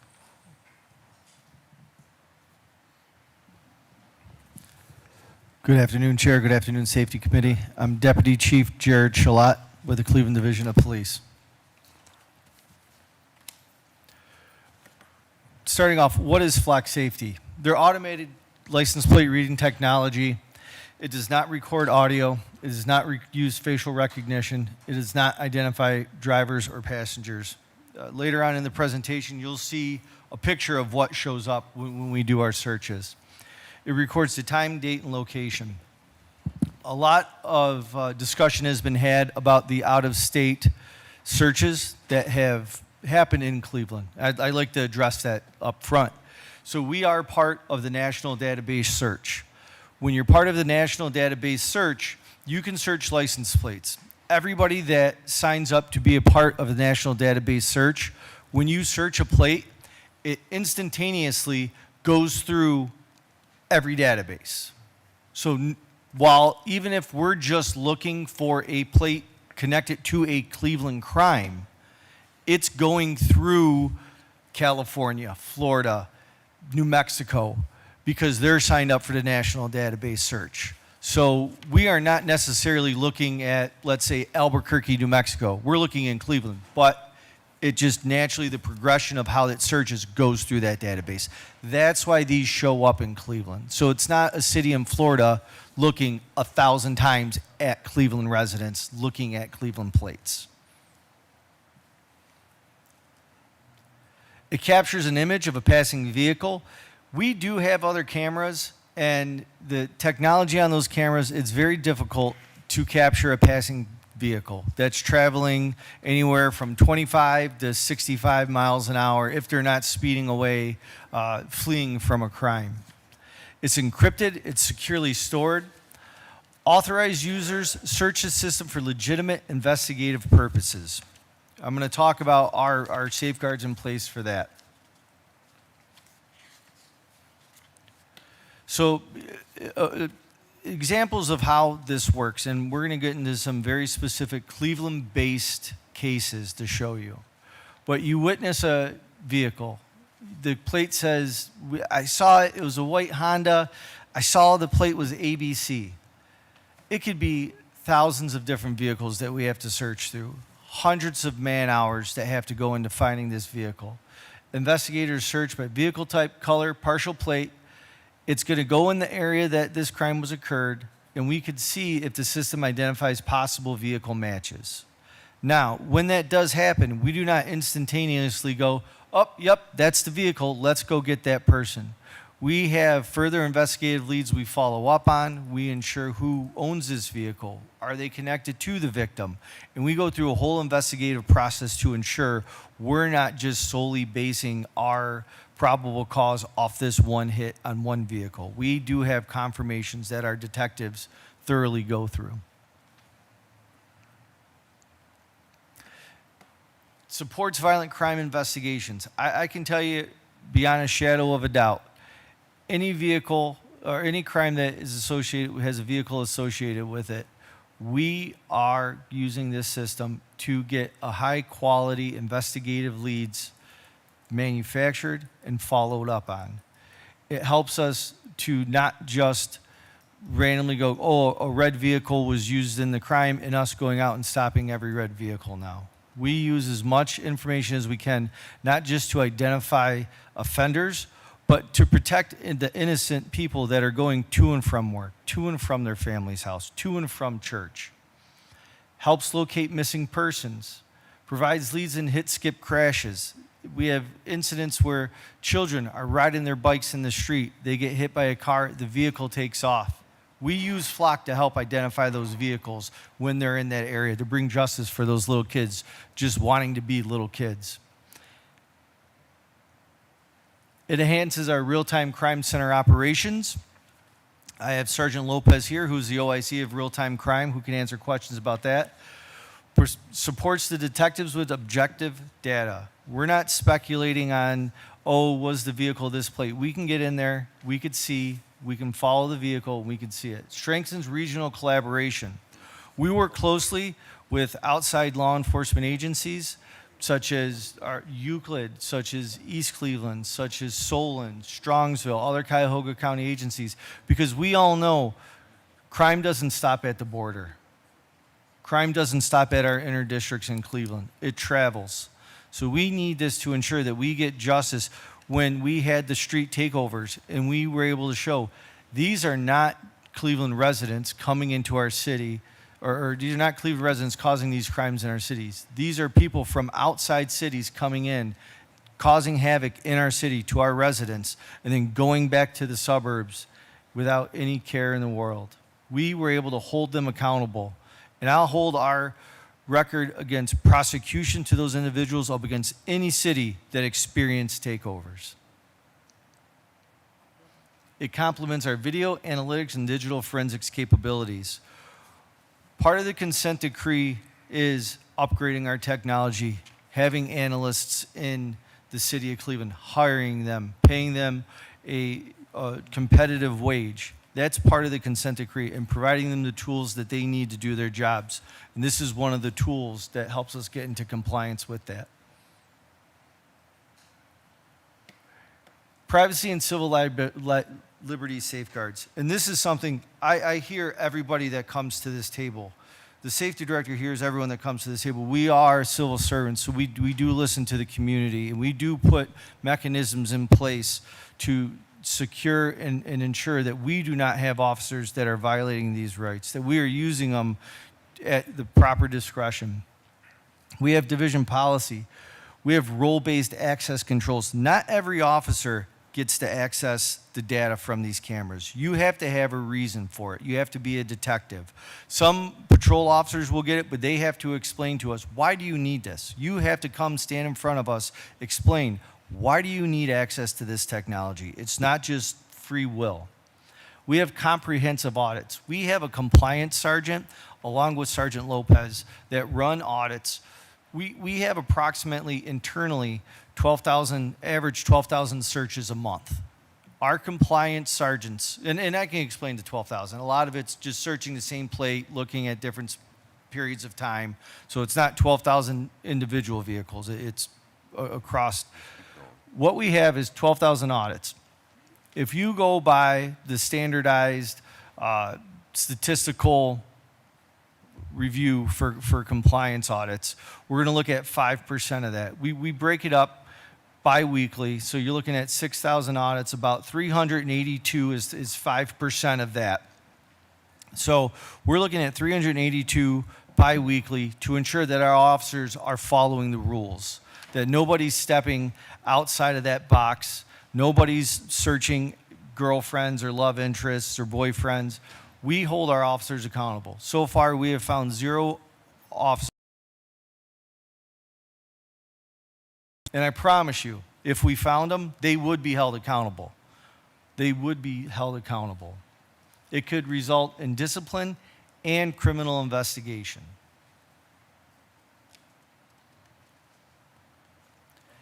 We prohibit personal use. We prohibit for generalized surveillance. We're not just looking at vehicles like, hey, who drove through the intersection today?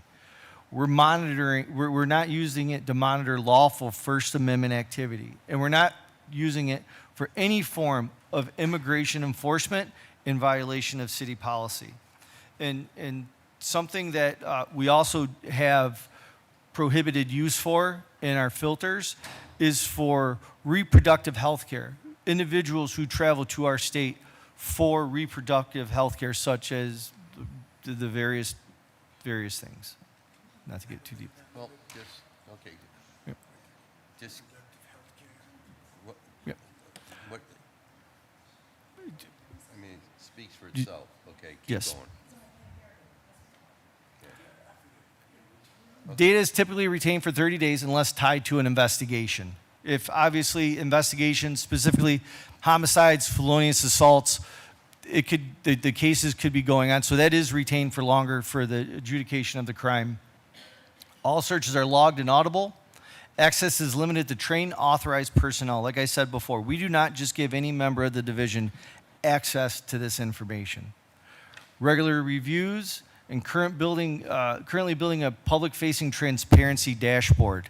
So similar to our drone transparency dashboard that's up on the city website, we are actively building this public-facing transparency dashboard for all of our Flock searches, and we're getting to the tail end of it. This technology helps solve crimes, period. We provide objective, time-sensitive information. We have clear oversights in place that restrict access to prohibited stuff. And we are doing everything in our power to get that balance of public safety while honoring the privacy protections of this community. Our goal is to use technology responsibly to enhance public safety while maintaining community trust. Some of our success stories. On the west side, a male from Buffalo had his dirt bike stolen. He saw it on the internet for sale. He arranged a meeting to meet the person who had his dirt bike. When he met him, the individual was confronted with a firearm. The male from Buffalo shot and killed the young man that had his dirt bike. He fled back to Buffalo.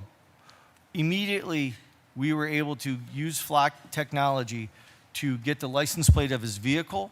We were able to communicate and track him all the way back to Buffalo to his house, where law enforcement in Buffalo was waiting to arrest him, and we extradited him back to Cleveland, where he was held accountable for that horrendous act. Could you just tell us when was that? That was in Through the chair. Through the chair, sir. I believe that one was in 2023 or 2024. I can get you the exact date. You'll get us I was very particular on the cases because we want to make sure that they've been adjudicated through court. We don't want any active cases that are still so ongoing. everything you'll be presenting will be where there has been, it's gone through the legal system. Yes, sir. Thank you. Go ahead. Ohio Amber Alert canceled after kids found safe in Indiana. I was the commander of the 1st District, and this was a case I worked directly on. We had an Amber Alert go out. A mother who lost custody of her child to her children but had visitation of them said, I'm taking my kids and we're going to go be with God. And she fled the state. Using Flock technology, we were able to track her continuously going through the state of Ohio, traveling west. We coordinated with other agencies. We ended with a sheriff's department in Indiana where they found her at a gas station as she was traveling up to Illinois, it turned out to be. They were able to safely recover the children and put the female into custody where she was held accountable for the abduction, and the kids were returned safely to the custody of the state. And if you look, this is a news broadcast out of Atlanta. So the things that we are doing are gaining national attention for the stuff that we're accomplishing in the city of Cleveland. Deputy Chief, when was that Through one? the chair, always. Through the chair, that also was in 2023. Okay. Can you just give the dates for the other ones, other examples you share, so we just know when? He'll provide all that information. Yes, Thank sir. you. In 2024, our narcotics unit utilized Flock for their investigate, which led to nearly 600,000 suspected fentanyl pills seized in one of the largest drug busts in Cuyahoga County history. Fentanyl, the drug that's continually killing our young men and women. In 2025, following a homicide investigation, detectives developed a description of a suspect vehicle through witness statements and surveillance footage. Using Flock LPRs, investigators identified the vehicle, determined it was a rental vehicle, and tracked its movements throughout the day of the incident. The information provided critical investigative leads, established the vehicle's travel pattern before and after the homicide, and significantly advanced the investigation, leading to a conviction of the murderer. Now, this is what, when we run a license plate in Flock, this is what the picture comes back to us that looks like. That black box over the license plate, I put that there just for redaction purposes. Keep going. Yes, sir. Another one in 2025, following a homicide on Amesbury Avenue, investigators used Flock LPR to identify a suspect vehicle captured on surveillance video. So we'll have surveillance video, depending on where we get it from, gas station, whatever. The technology that they may acquire is not very good. It'll be grainy, but we can follow that vehicle and see where it goes and identify, okay, it's going through some of our city cameras now, it's going past the Flock LPR, and then that's when we can use the technology.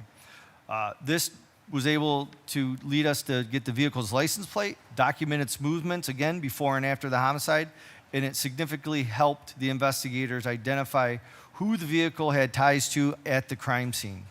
The information generated through Flock provided critical leads, and this also resulted in a conviction of the individual for the homicide. Now, I know one of the big questions always is when we have this technology, and anything we do, is what is the return of investment that we see? You know, we're not just asking for money to buy technology. We're asking for an investment in finances to provide safety to this city. So working with Sergeant Lopez, Commander Muscle, our entire technology section, we have developed a three-tier approach to how we evaluate the technology that we're asking for and bringing it on and asking the city to fund it through tax dollars. Here, we evaluate mission alignment, needs and problem fit. Do we have a problem that we need technology to help us out with? Or is this just the nice new bells and whistles that we want? Oh, that's just fun. We don't want that. We have a problem. We want to solve what technology solves it. The feasibility and readiness of this. Legally, organizational, are we ready? Do we need to purchase any additional things? Cost and resource requirements, not just the upfront cost. Is there annual maintenance? Is it going to cost us to hire people? Do we need to reassign an officer to oversee this? Is it going to take away from other resources that we need?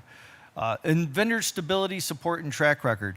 We're in the age of technology. There's pop-up technology companies starting every single day. Is this an established business? Are they reliable? Do they have other customers that we can go to and talk to that tell us, hey, this is a great company, we've had success? If you check these boxes, we'll take it to level 2, which is pilot and operational integration. We will see, hey, let's run a pilot in a small portion of the district or the division. User experience, we talk to our officers. What's your outcome with this? Are you liking it? Is it not working for you? What do you like? What don't you like? What can we do?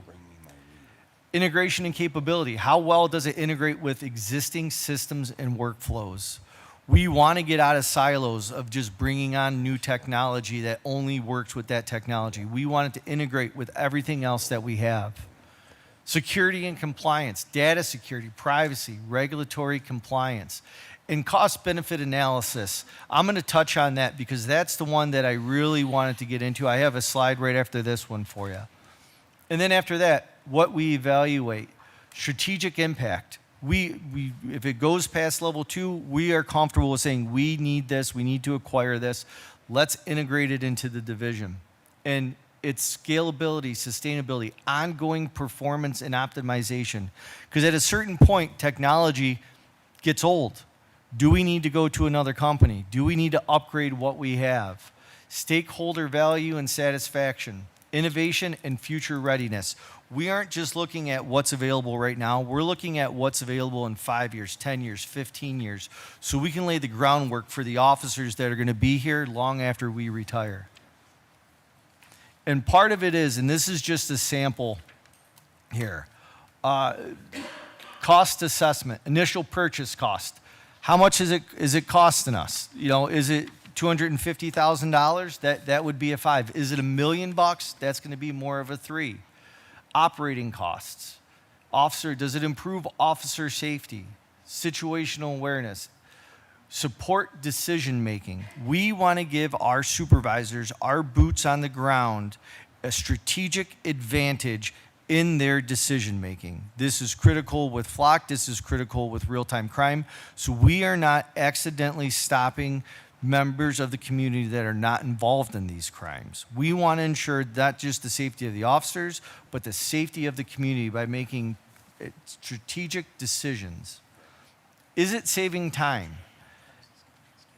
This is something that we get into where we were trying to calculate how much money we would spend, and that's where we go to this next slide.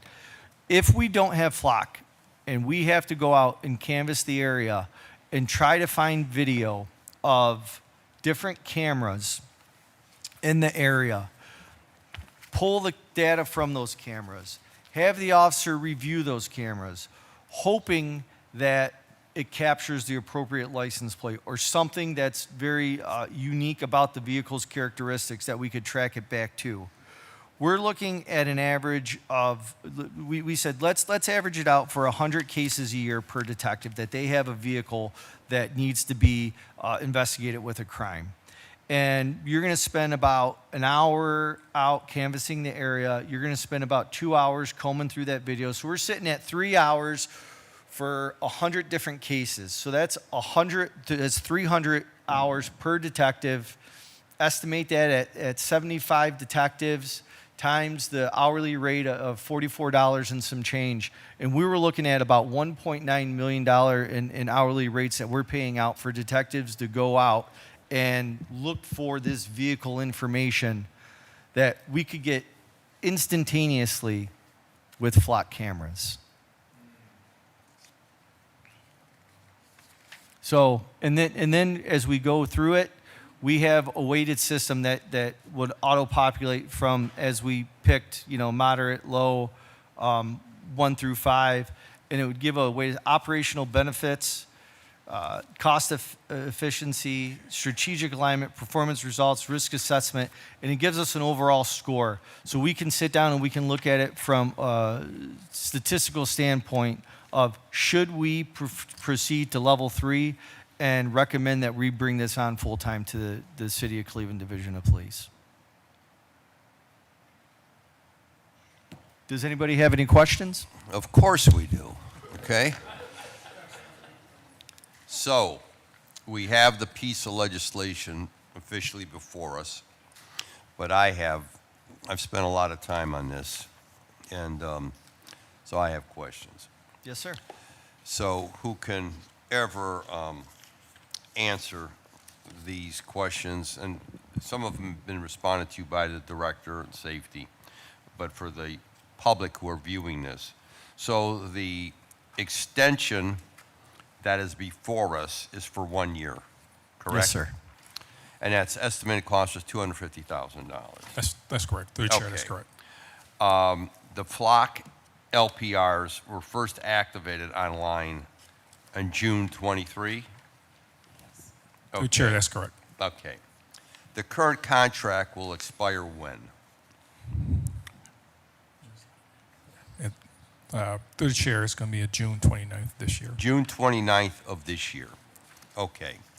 So, to the viewing public, and some of my colleagues know this already, but last year, the mayor, it was in the administration at the last meeting of council, wanted us to pass flock legislation, which was a more, trying to use the best words here, are more of a broad-based system than just license plate readers.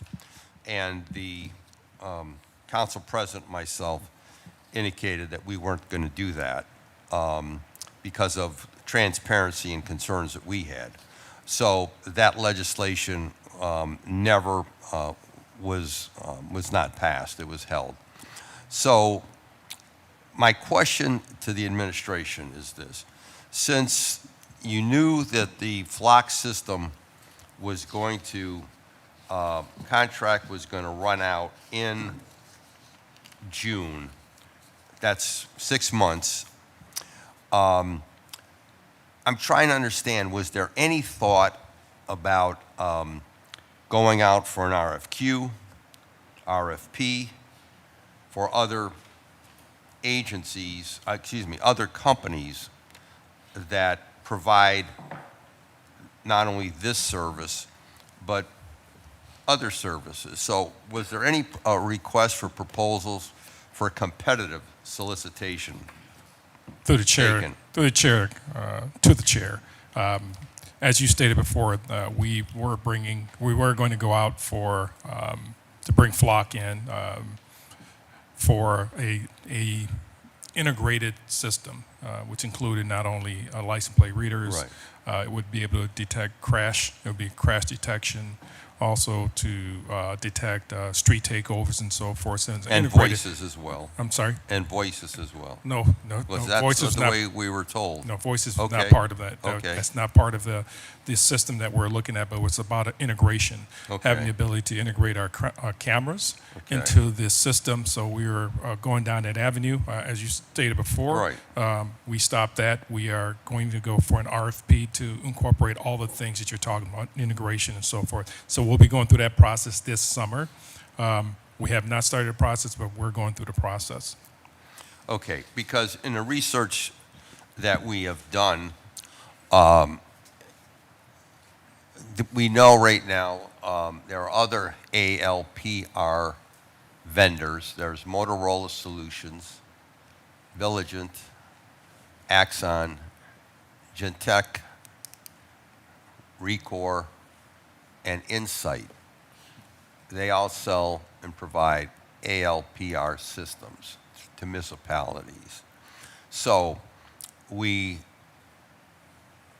administration decided to extend the contract for a year for $250,000. And what you're telling us now is during this summer, you're going to put out an RFQ, RFP. What action is going to be taken? Go ahead, Jason. Through the chair, the previous legislation, as you know, was more of acoustic detection technology that would integrate well with the things that we already exist. So it's more of the acoustic detection technology that also can do other things, such as not only gunshot detection, but crashes and street takeovers, things like that, and integrate with surveillance cameras and license plate readers. That's a separate thing. With the license plate readers, we are aware that there are other companies that produce license plate readers, but not all companies are created equal. Not all provide the same services. The flock system really is unique in the way that you are able to work with other municipalities in order to find offenders or to find license plate. And then on top of that, it's not really the practice when you're continuing to use a technology to continue looking for new sources, because the time and money spent in the implementation, the installation, and the training would dwarf and most likely dwarf any benefit you get from switching technologies. Okay, so again, to the deputy chief, whoever can ask, whoever answer. The data that is collected right now by the Flock license plate readers, the ALPR, does that go into the national database? To the chair, since we are enrolled in National Lookup, yes. Okay. Can the vendor, which is Flock, can they sell or share our information? Whoever. Through the chair, they cannot sell, share, transfer our information for commercial purposes. There's nuance, because I've heard the public commenters talking about the change in the updated language in the terms and services. But basically, they took customer data, and it used to be 2 categories. They simplified it. They stopped doing redundancies. It's clear in 4.1, under section 4.1 of the terms and services, that Flock may only use and disclose customer data as permitted under the agreement. Specifically, customer data may be used and disclosed to provide the services that the customer purchases, such as us, and customer data may be used to support and improve Flock's products and services. So that's when you get into the perpetual license thing that people are talking about, which is commonplace in technology companies that use the data to improve their services. The data is stripped of any identifiers. It's anonymized. Once that data is stripped, there's no identifier saying it came from Cleveland or anywhere else. But it's used to train the data, and that's why that needs to those data things need to survive contracts. It's otherwise the system would not be able to improve its detection services. Okay. Who owns the hardware? Flock does. Flock owns the hardware. So, in light of the fact that they own that,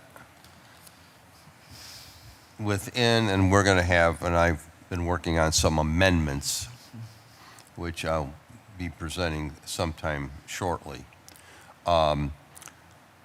So we've heard from the deputy chief about the safeguards that are in place.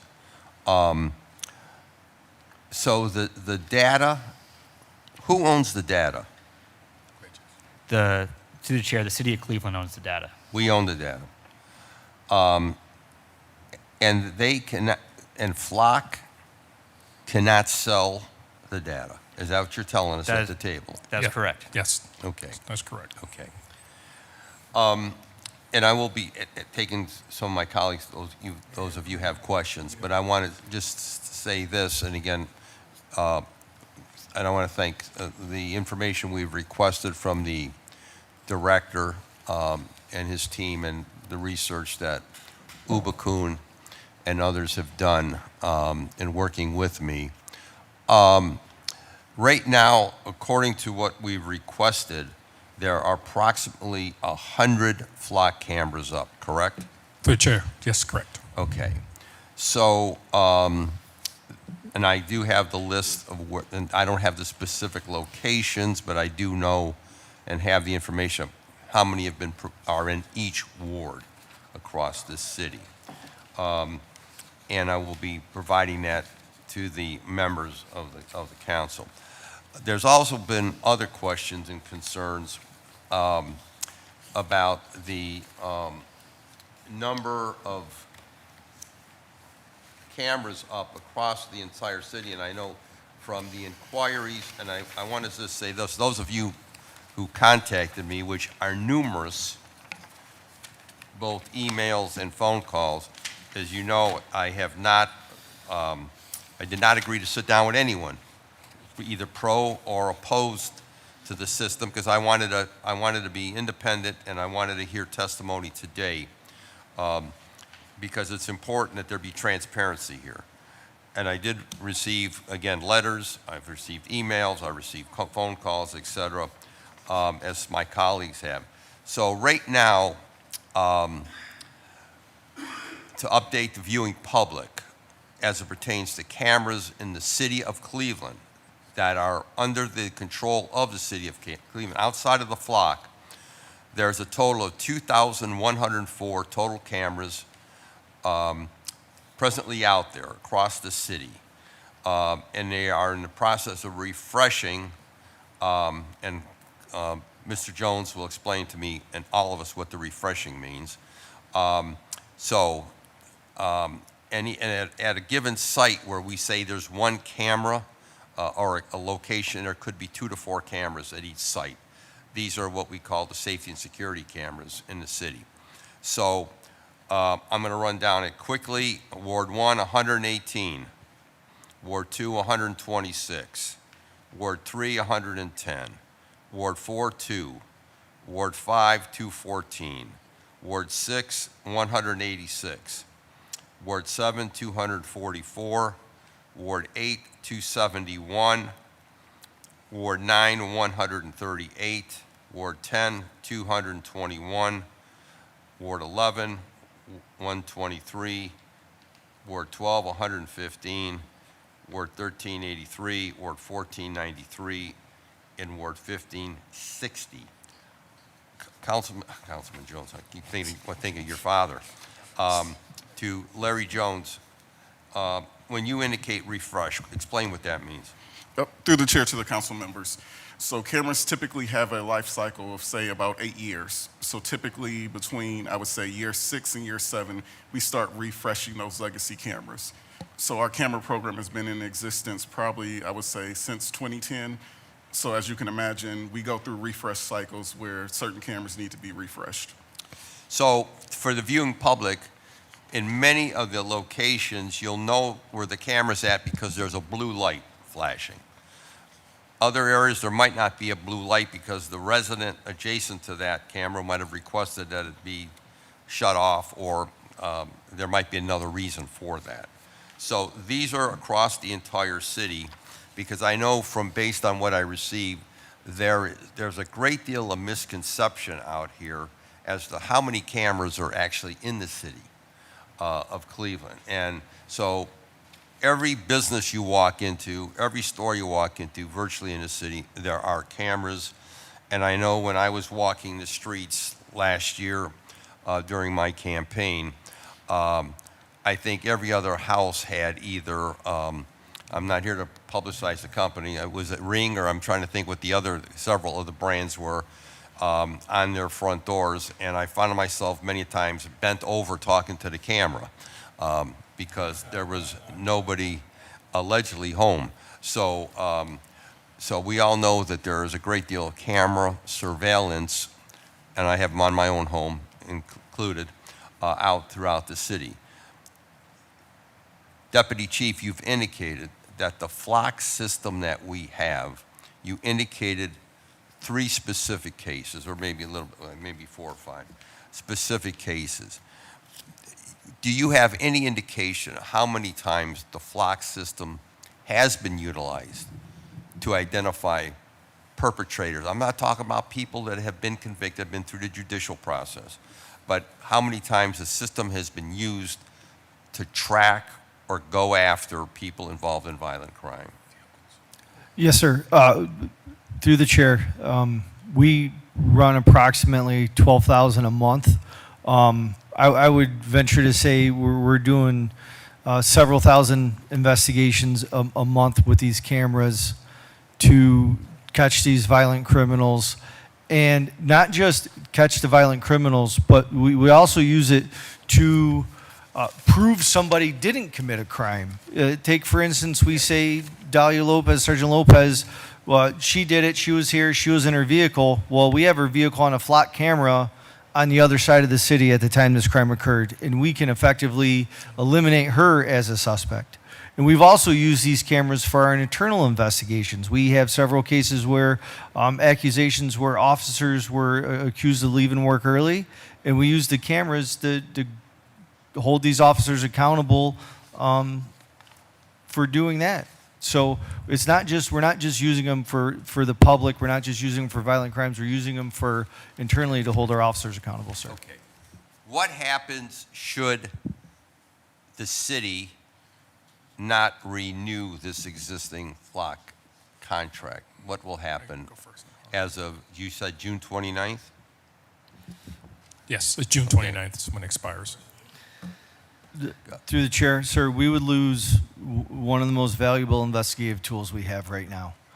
Partnering this with the gunshot detection, our Crime Gun Intelligence Center, the CJIC, has dozens of cases that they use this on a regular basis. Them alone, it would be crippling to the operation. It would be crippling to the violent crimes that are being conducted, and it would effectively render a lot of the investigations not well, and it wouldn't be good, and we would not be able to provide justice to the citizens and the victims. Losing this technology would be very, as Deputy Chief Shalat said, very crippling.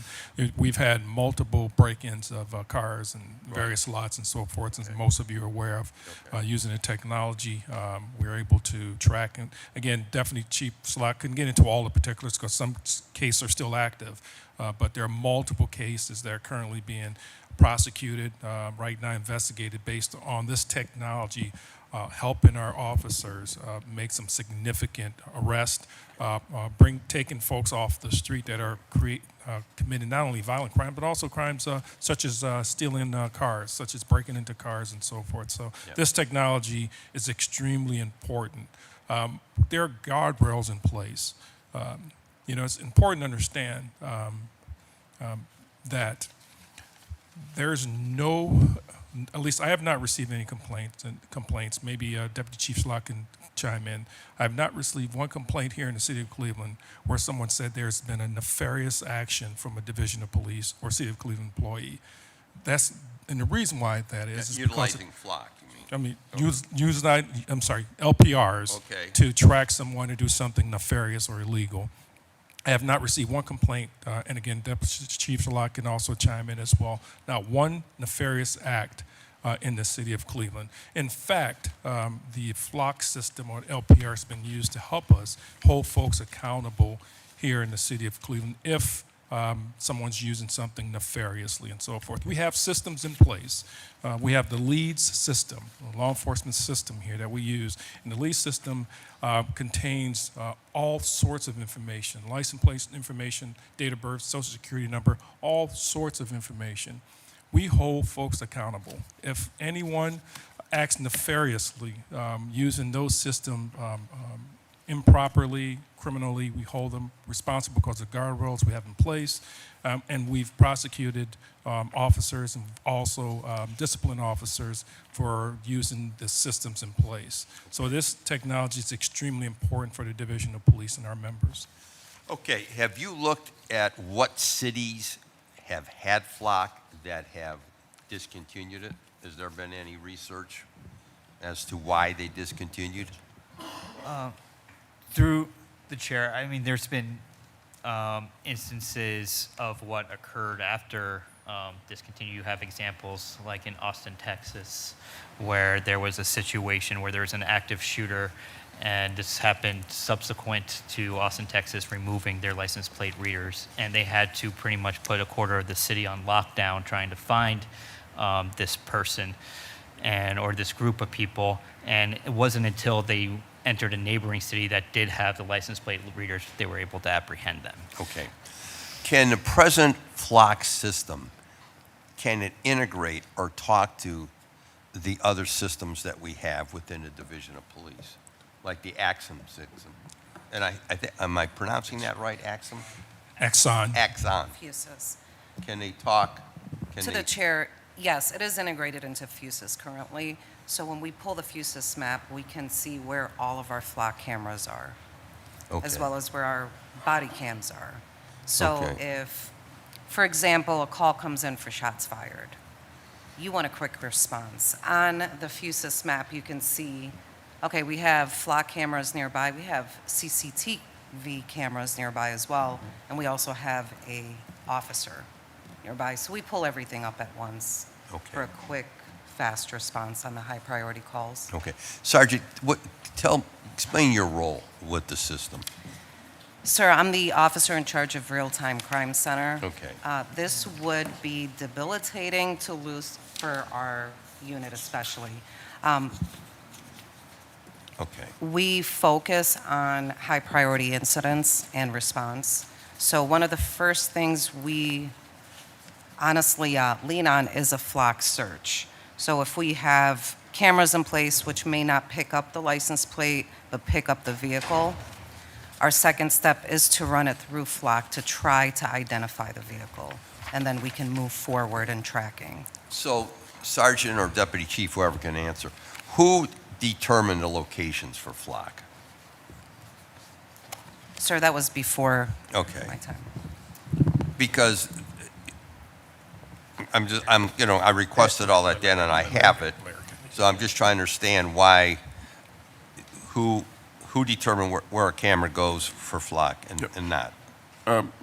Through the chair to the council members. So probably approximately 2022, there was a RFP that went out for additional law enforcement technology. So license plate readers and some other entities, video surveillance cameras. It was one big package to support the real-time crime center. So at that time, we had Deputy Chief Patel, Sergeant Garcia, and several other members from the Division of Police, as well as members of IT. So we evaluated all the proposals that came in. So as you mentioned before, the Motorola's, Axons, Flocks, and others all submitted proposals. At that time, Flock came out shining as the best solution for license plate readers. So the next step in that evaluation was the division at the time worked with crime analysis as well as input from other detective units to essentially set up 20 locations per each of the 5 districts. So that's how we got to 100 cameras citywide, is we were based off of approximately 20 cameras per district. Okay, but who determined exact locations? That was at the time the members of the division. So essentially, IT's role is to support them in their operations. okay. And at that time, you had a previous deputy chief and the previous OIC over the unit working internally with the division crime analysis to determine where these cameras should be located. Okay. So, Chair, that was based on data, evaluation of data through crime analysis. Okay, let me, I'm going to get ready to open it up for questions of my colleagues. Again, this is for what the mayor and the administration is proposing is to extend the contract for 1 year. So it would be to next year, June. Through the Chair, that's correct. So, okay, for $250,000. That's correct. Okay. Colleagues, I'm going to start with Councilman Conwell. I'm going to hold everybody to 10 minutes. I will put you back on. And then, because we want to make sure we're respectful to everybody in attendance. And then I have Councilman Conwell. Councilman Shaw? I can go last. Okay. Okay. I'll call on her. Okay. And then Hudson. Okay. Councilman Conwell, you are up. All right, thank you very much. When you brought us this and you presented Deputy Chief to us and you narrated to us, but you didn't show us any numbers. I mean, when you tell me that, let me see that form that you were looking at, Mr. Chairman. About the cameras? Yes. Here they're at, right here. No, not that one. You gave us a form that you went through up there, and only I have it. right. He's the only one that had it. It's online. But you should have gave us numbers next to it. You can't give me something you narrated to me, and you said, "Well, we caught so many vehicles," and that tells me what? Because if we're spending $250,000, you need to tell me in each ward or in the city of Cleveland, through this, the outcome measures, that we got returned 50 vehicles or whatever the case may be, or we had kidnappings and we were successful in court, although some of the court cases are ongoing. But how did it help us and how many court cases? You got to be able to show supporting evidence behind every one of your claims to me, through the chair, to the deputy chair. So, the deputy chief, so when you come, or if you make it to the safety committee, not me out of the safety committee to finance, you need to denote those things if you have to have me on board. Through the chair, Deputy yes, sir. Chief? Through the chair to the councilman, yes, sir, we can get that information. All right, where's that form, man? You were the only one that gave the form to. Yeah, through the chair, we did provide, through the chair to Yeah, Councilman they Conwell, did. we were asked to provide quite a bit of information. We Right. did provide the information and submit it to council. But you know what, through the chair to the safety director, is this your first time bringing this to us before we have to make a decision by June 29th? Through the chair. No, we do not have to make a decision by June 29th. There's the administration, mayor and administration requesting But what I'm that we saying- take action by the 29th. But Right. as I indicated, Okay. this is about doing our due diligence, doing what we need to do. They've had 6 months There you go. to bring There you this go. in There you go. to us. And it was, again, requested at the last official meeting, the meeting of the whole, in which the council president and myself indicated, no, we're not jamming that thing through. There you We're go. not jamming this thing through. There's going to be a proper hearing. There's going to be accountability and transparency in the process. Mm-hmm. That's how we operate here. So here's the other piece. You have down here, supports violent crime investigations. Numbers next to it. Assists with stolen vehicles recovery. Numbers should be next to it. You see what I'm saying? I mean, if you just tell me something, and you don't have supporting evidence behind it, it could be 1, 2, 3, 4, I don't know. And then you talked about, through the chair, how much labor dollars were being saved. This can correlate with the labor dollars, but I don't know how it's correlating with the labor dollars. Through the chair, that can benefit us with the $250,000. You see what I'm saying, Deputy Chief? Through the chair to the councilman, yes, sir. And we'll get that information for you. Okay, so we need that. We need that. That's important. Have there been any, and if this passed, we need to have quarterly or semi-annually progress reviews so that we can see is there any issues or concerns dealing with this. Because that way when people come, they have a right to say we don't want it. But if you tell them ahead of time what's going on, it could cut down on some of the issues and concerns. So if you bring this yearly and say we need to have this passed, but quarterly progress reviews or semi-annually progress reviews to the chair, to the deputy chief, did I give us updates? Through the chair to the councilman, yes, sir. We can arrange for that to happen. All right, we need that. So let me know, when we do real time, when you mentioned through the chair to the deputy chief, you mentioned New Mexico, Albuquerque, New Mexico, and places like that. So do we know in our evaluation process of it, were there any lawsuits? And if there was any lawsuits, would they share the lawsuits with Cleveland, New York, whatever the case may be, so that we can do prevention? Through the chair to the deputy chief. Through the chair to Councilman, I don't know what you mean concerning Was there lawsuits. any lawsuits on this right here? So sometimes people will sue. They'll say, this is not right in Albuquerque, New Mexico, or in Austin, Texas, and they'll file a lawsuit. And then we should pay attention to that because it might be coming our way also. Through the chair, That's what I mean. Yeah, through the chair, Councilman Conwell. I'm not sure of any lawsuits, but when Deputy Chief Shalai was mentioning those particular cities, Right. he was just talking about in general. But bring the guy up here from, he was here earlier. No. Can you bring him up? Can you bring him up to the chair? Who were you The requesting? dude, the guy that was speaking first. From Flock? Yeah, from Flock. Would you come to the table? He Thank can tell Please you, grab what- a seat. you, Thank you can't speak for their company through the chair, but this gentleman right here can speak. Were there any lawsuits dealing with this Okay, at all? now or wait a anything? minute. Please identify yourself again, sir, and who's ever with you. Through the chair, my name is Trevor Chandler. I'm the Senior Director of Public Affairs for Flock. Okay. Can we repeat the question? Yes. Okay, the question is, okay, you guys are the officers in the company through the chair, is that correct? That is correct. So have any cities, how many cities do you have in this program? About over 5,000. Over 5,000? Yes, sir. So have any of the cities filed, or any, let's say residents, customers, have filed any lawsuits against your company? and why, if they have? Yes, we have seen lawsuits across the country in various areas. A majority of those lawsuits typically are around the issue of the Fourth Amendment. So with regards to tracking, search and seizure, etc.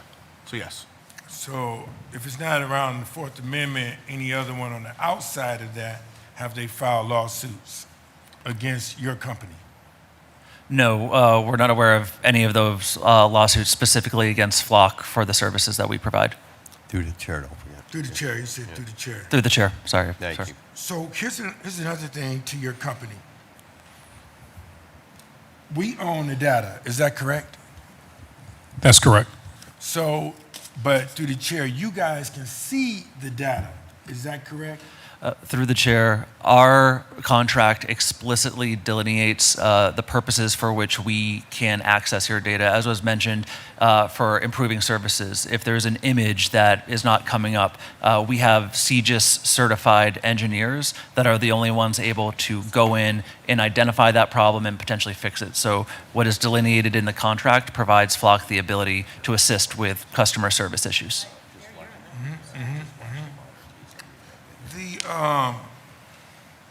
To the employees, because it is glitches in systems. How do you hire your employees? How do you know through the chair that employees or someone like, for example, it was mentioned earlier about a police officer. Employee, that's an employee. You guys hire employees also, and it's always issues and concerns through the chair when you hire employees and they can break policies. So how do you monitor and control that they would not break any of the policies or any of these safeguards through the chair to your company?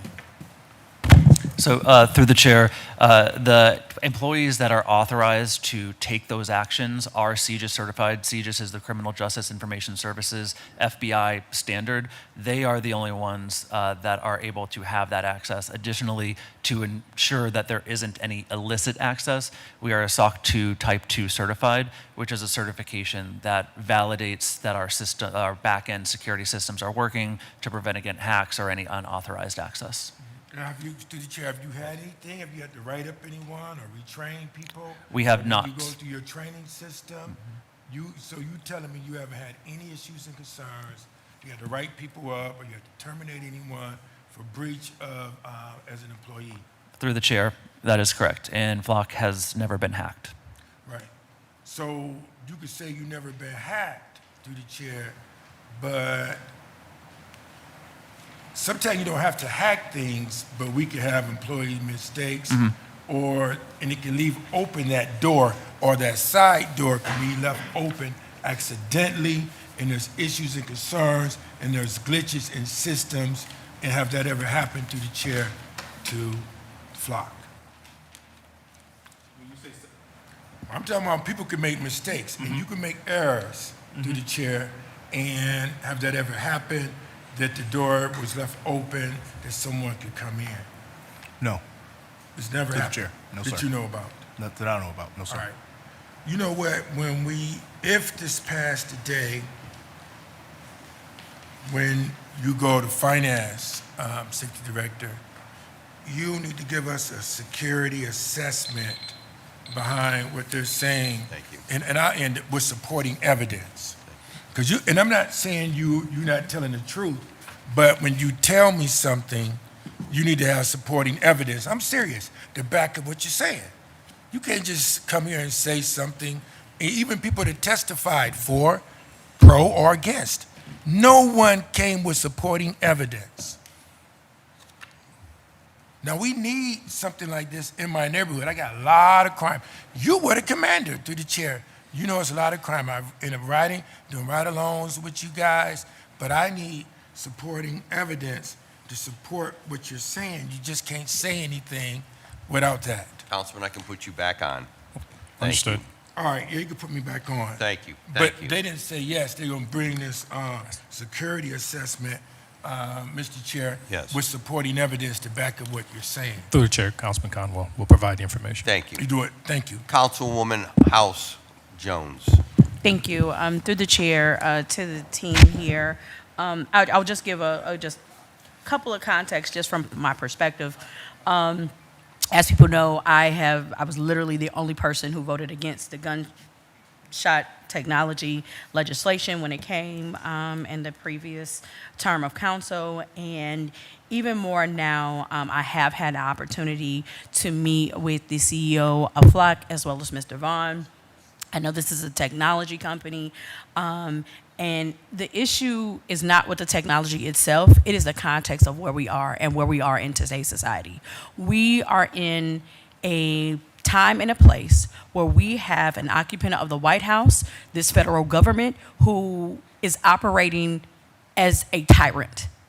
He is cruel. He is oppressive. He just does illegal things, and no one is here to stop him. No one. That is the problem for me. And I think we need to be really, really, really clear on that. Our agreement and being a part of the national data search, people just are doing what they want to, and there are no consequences, none, for what is happening in the federal government. And when you have a person who is willfully targeting black and brown people, immigrants, women, we are fooling ourselves to believe that someone who is out of control with no arms, good Cleveland, we're doing the right thing, whatever, it has no comparison to what this man and the occupant in the White House is doing. That is the issue. That is the issue.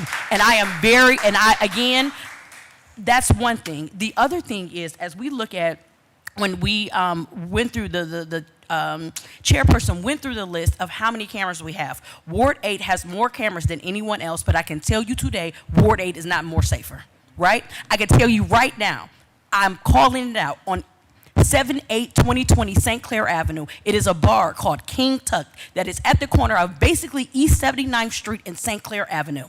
We have not been able, since I have got into the new Ward 8, there have been no less than 12 shootings outside of this bar. Nothing has been done, no enforcement, no shutting down, and it was one of the things that I did not do. And the fact that it is a camera, literally, right there. This is the thing, I ain't talking about things, I'm talking about what I know for a fact.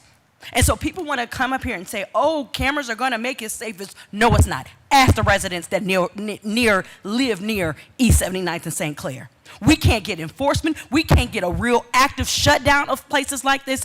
And again, this illusion, and a lot of times, you see the dynamics that are going on. We got, we have, our black ministers are here. You got people, that looks on the west side. You see what I'm saying? Like, we have this integration of all these varying interests, but in the real time, cameras do not make us safe. What makes us safe is having a comprehensive approach to hold people accountable, using our legal system to enforce them, and making people do right. Getting people that want to even talk to our police. I've been going out just to community members. So many people just don't even want to talk to us. They don't want to talk to us because they have been consistently disappointed by our lack of follow-up and follow-through to hold people accountable to a standard. A camera is not going to change that. And I have yet to see that it does it. Well, there have been some successes, but comprehensively, I just have not seen it. And if someone can show me, oh yeah, Councilwoman House, yeah, we are doing it to ensure that places like King Tut don't exist. We're not. We have not gotten any further in prosecutions, enforcement, building and housing, public health, all the things that community members deserve.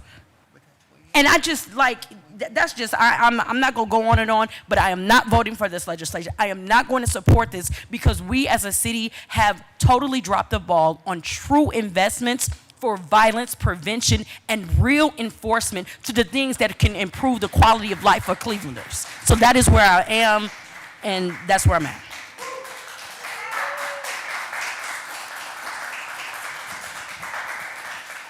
Council lady, you had anything else? No, Okay. I just want us to be done soon so I can vote and leave. But before I call upon Councilwoman Hudson and then Councilman Shaw, she brought up a very valid point. As one of the previous speakers from the West Side, I believe it was the West Side, spoke about the prostitution and the Johns and the solicitation. We have in our possession that we have the large number of cameras presently up. We have the 2,104 locations, which if I go the 2 to 4 cameras at each, we're well over 3,000 cameras. Would I be correct? Can you give me a more specific number? Through the chair to the council member, approximately 3,400. 3,400. Okay. The council lady indicated about the establishment on St. Clair that has become unruly and out of control. Young lady indicated about the Johns, the hookers, the sexual predators, et cetera, in her neighborhood. This is becoming a reoccurring question. What are we using the cameras for? Mike White, and I'm here, I'm the longest serving. Mike White, Mayor Mike White, would gather data. We didn't have cameras then. But they would go and they would actually shut down establishments. They would padlock them. And I know because he asked me to go with them on the first one, and I still got the brick in my office when we did the first one.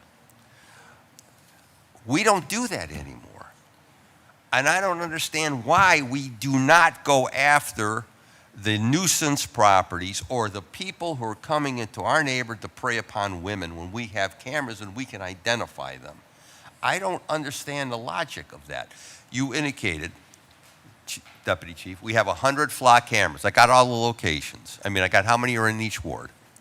And I didn't read that, but 6 in Ward 1, 1 in Ward 2, I can't figure that one out, 3 in Ward 3, in Ward 4, 6, Ward 5, 14, Ward 6, 6, Ward 7, 6 cameras, Ward 8, 4, Ward 9, 11, Ward 10, 9, Ward 11, 8, Ward 12, 7, Ward 13, 2, Ward 14, 8, Ward 15, 5. These are the flock license plate readers.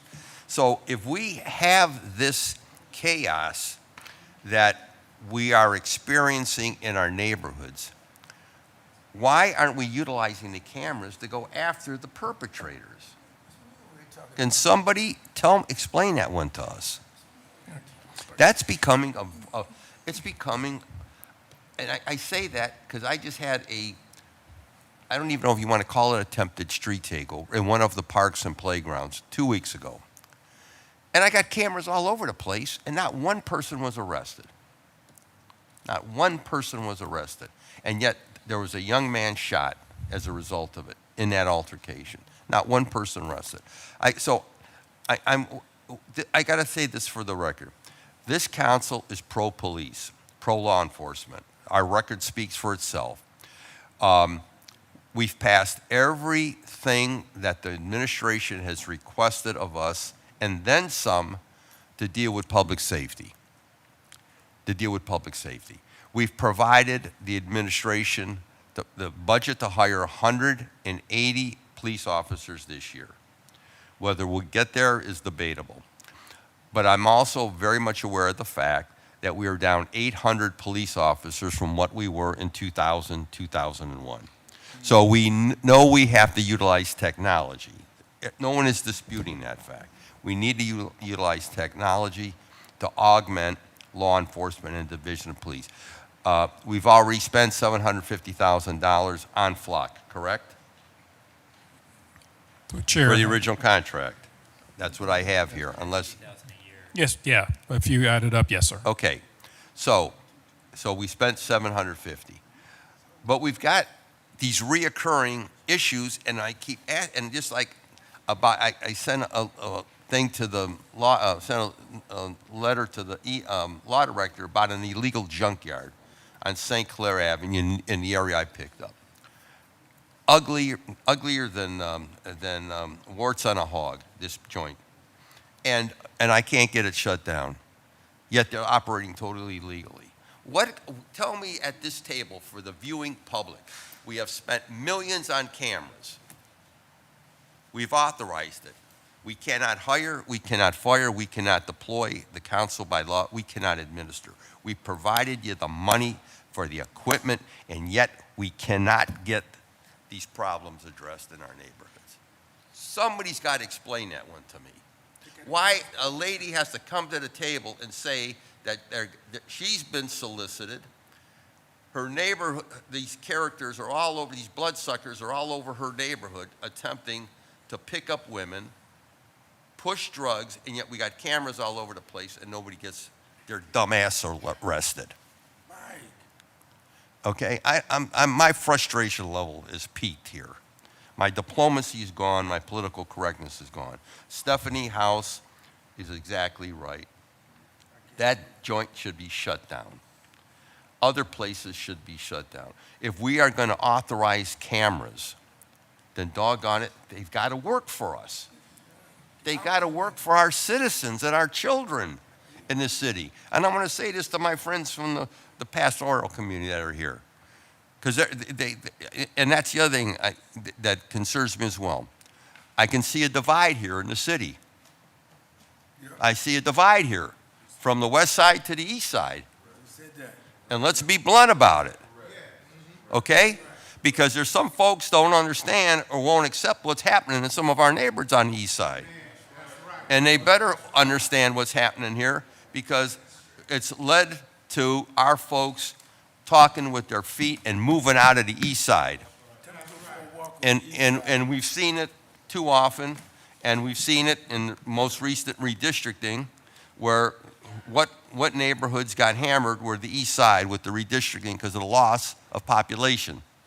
And a big reason for the loss of population is that they don't feel safe. Because I know these pastors, I interact with them, and I hear it from not only them, but their flock as well. So there's something's got to give here. Something's got to give here. You want us to pass legislation authorizing the extension of flock for $250,000. We funded the other camera systems to the tune. Do you have a number how much we spent on Larry, on the camera, regular cameras? Through the chair, I can get you that. Okay, because I know it's substantial. But we're not getting traction. How do we get traction here, gentlemen? How do we get traction? How do we shut down that bar on St. Clair that is terrorizing her neighborhood? And we got cameras all around the place, but nobody gets hammered. Somebody tell me that. I don't think I'm asking an unreasonable question. Through the chair. Listen up. Through the chair, certainly understand the question that you have, and also from Councilwoman House Jones and the particular bar that she mentioned, that something that my office is working on from a criminal nuisance standpoint, checking that, establishing for that. Also the commander in the 3rd District, Commander Magooth, and his team working to do something about that particular establishment. The surveillance cameras as well as the flock cameras are tools that we utilize to assist us to investigate complaints, crimes, and hopefully bring folks to justice who are committing those particular crimes. The situation on the west side where the individual soliciting prostitution and so forth, I'm not sure of the location. I'm not sure if she's told us exactly where that is, but we have a commander, again, depending on which district it is, Commander Mafo Judd, 1st District, Commander Woods out there to make sure that he's aware of it. I'm not saying he is not aware of it. Make sure that he's aware of it and put the proper resources to deal with that particular situation, so we don't have our community members being solicited by these individuals and hold them responsible as well. And again, the cameras are a tool for our investigators to utilize. We take all of these complaints extremely serious. We know the importance of providing the best service and safety for our community. Again, the cameras are surveillance, and they're a tool that our officers are utilizing. We are working on the particular bar with our teams, and our commanders and our officers, and we're all also will deal with that particular situation on West Side. Commander, I mean, not Commander, because I'm getting age of myself as well with you. I've known you a long time. Over 30 plus years. That's correct, yes, You're sir. a good man, but you don't understand there's a disconnect here. But what we're experiencing in our neighborhoods and what we're not getting out of the Division of Police, the tone has got to be set in our streets and in our neighborhoods. What has happened with this whole issue with Flock has opened Pandora's box as to what is not happening in our neighborhoods, the action that is not being taken in our neighborhood. We're spending a lot of capital dollars on technology and automation and IT, and in 2026, our city should be safer, and it's not. And I'm frustrated over it. I'm frustrated over it, and I was here then as council president, then as chairman of the safety committee with then Mayor Mike White, who, man, I'm telling you, I lost count of how many joints he shut down and boarded up. I mean, he was, he liked plywood, let me tell you, okay? Because there was plywood up on a lot of places. And it worked, and it worked. And we got to get back to buying plywood by the rail car and let people know, and some establishments know, that you're not going to continue to disrespect our community. Use the cameras for what they were intended for. So, Councilman Hudson, you're up next. Councilwoman Hudson, you're up next.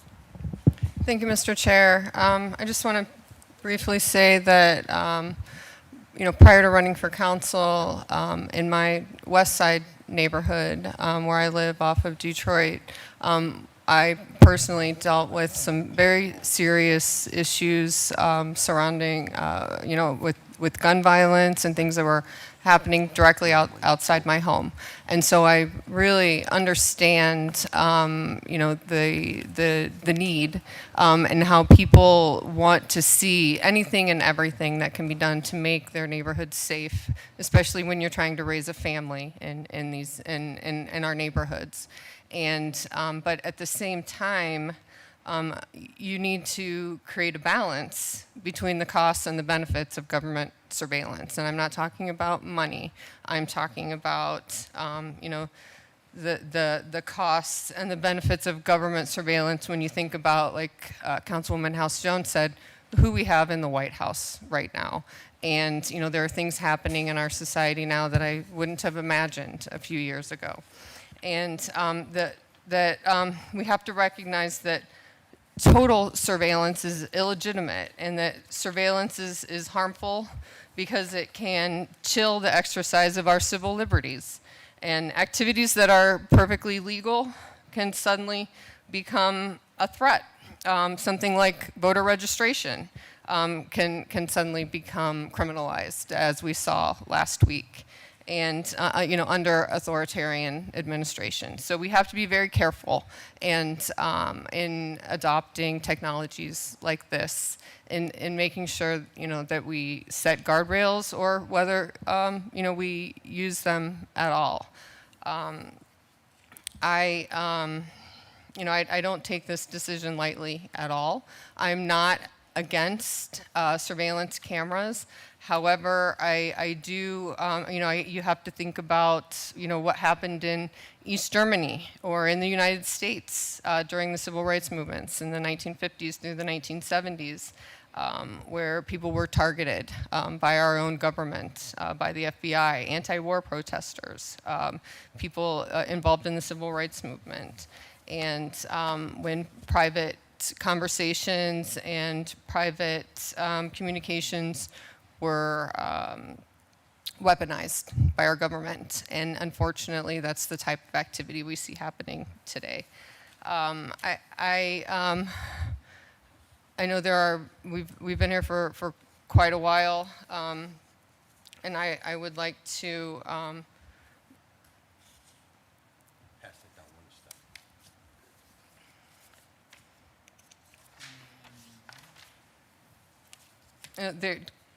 There are a couple of amendments that Councilman Palenture. Yes, and well, I want to, are you through? Because I would like to make a motion for a vote. Okay, that's, well, I want to present the amendments for what Councilman Shaw wants to comment first. Because I know Stephanie has to leave, and I want to make sure. That's right, and so I do, that's why I want to make sure that, I can take myself off. Okay. We can do the vote. Okay. You were going to put me back on for Yeah, okay, Kev, Councilman Conway, You know what? I'm looking at my principles, Mr. Chair, and I see all these cameras in Ward 9, and as you know, I ride with the police officers, and matter of fact, I have to ride with the police tomorrow, and cameras are in front of areas through the chair where drugs is being sold, and when you brought me this paper here, you didn't give me any numbers how it's going to benefit us in the residents. So I already know which way I'm going to vote at this time. I already know where I'm at. I'm highly disappointed that the administration didn't bring forth this on a quarterly basis. I'm not happy. I'm going to have to talk with you guys about some things. I can't go against my principles. I'm the one that walked the neighborhood in my neighborhood a lot, and everybody knows that. And I see what's going on. And I'm disappointed with so many cameras. And I just had a homicide on Monday in my neighborhood. Just had one. Another one. Let me say another one this year. It's like Councilwoman Stephanie House Jones. I can't leave that Jones off. It's just not benefiting us. So you have to come with some better stuff for me. And you call the roll. I already know where I'm at on this right here.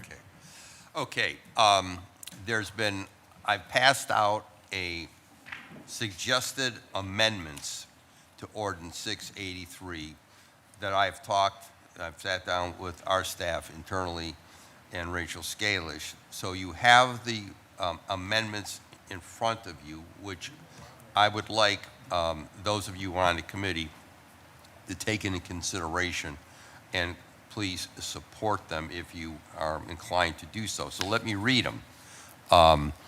Ordinance number 683-2026. At the end of section 1, insert the following new paragraphs.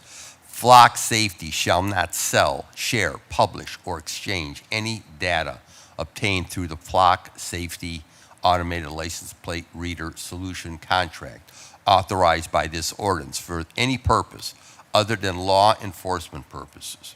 The contract between the city and Flock shall include a financial penalty of up to 10% of the amount of the contract for violation of privacy and data sharing provisions. At the end of section 2, insert the Director of Public Safety shall provide written notice to the Clerk of Council whenever any purchase is made through the cooperative process, which notice shall include the details of such cooperative purchases. And this is something, as you all know, we've been inserting in all of our legislation that comes before us. So this is the amendment that I'm proposing based on my reading of the legislation. And again, it would need to be introduced by someone on the committee, and then there'd have to be a second for a proper roll call. Discussions on the amendment. Chair, is the committee voting on the Councilwoman Hudson's motion that was made first? We'd have to vote on the amendment first, and then on the total piece. So is there any discussion on the amendment? Wait, was it seconded to? No, it hasn't. It's got to be a motion made, because I can't make it as the chair. So it's got to be a motion made to include that into the legislation, and there's got to be a second to it. So moved. So moved. Is there a second? Second. All those in favor of the amendment, the two amendments, Can we have a discussion, Chair? say aye. No, call the roll on that. Yes. Yes.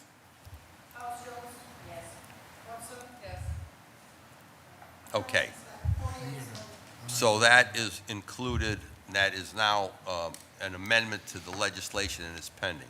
So, okay. Any final comment by the administration before we call the roll? Any further comment? No. None? Anybody? Pass it. No, there's we're going to call the roll. I'm going to call the roll on the piece. And I would tell everyone here, I understand the concerns that you have. This still has to go on to the finance committee. And not only are there concerns here, but there's concerns with other members who could not be here today. So at this point, I'm going to back off a minute. What is the suggestions and recommendations of the committee? Do we call the roll, or should we hold the legislation for further discussion? I'm open for suggestions. Call the roll. Call the roll. Yes. No. No.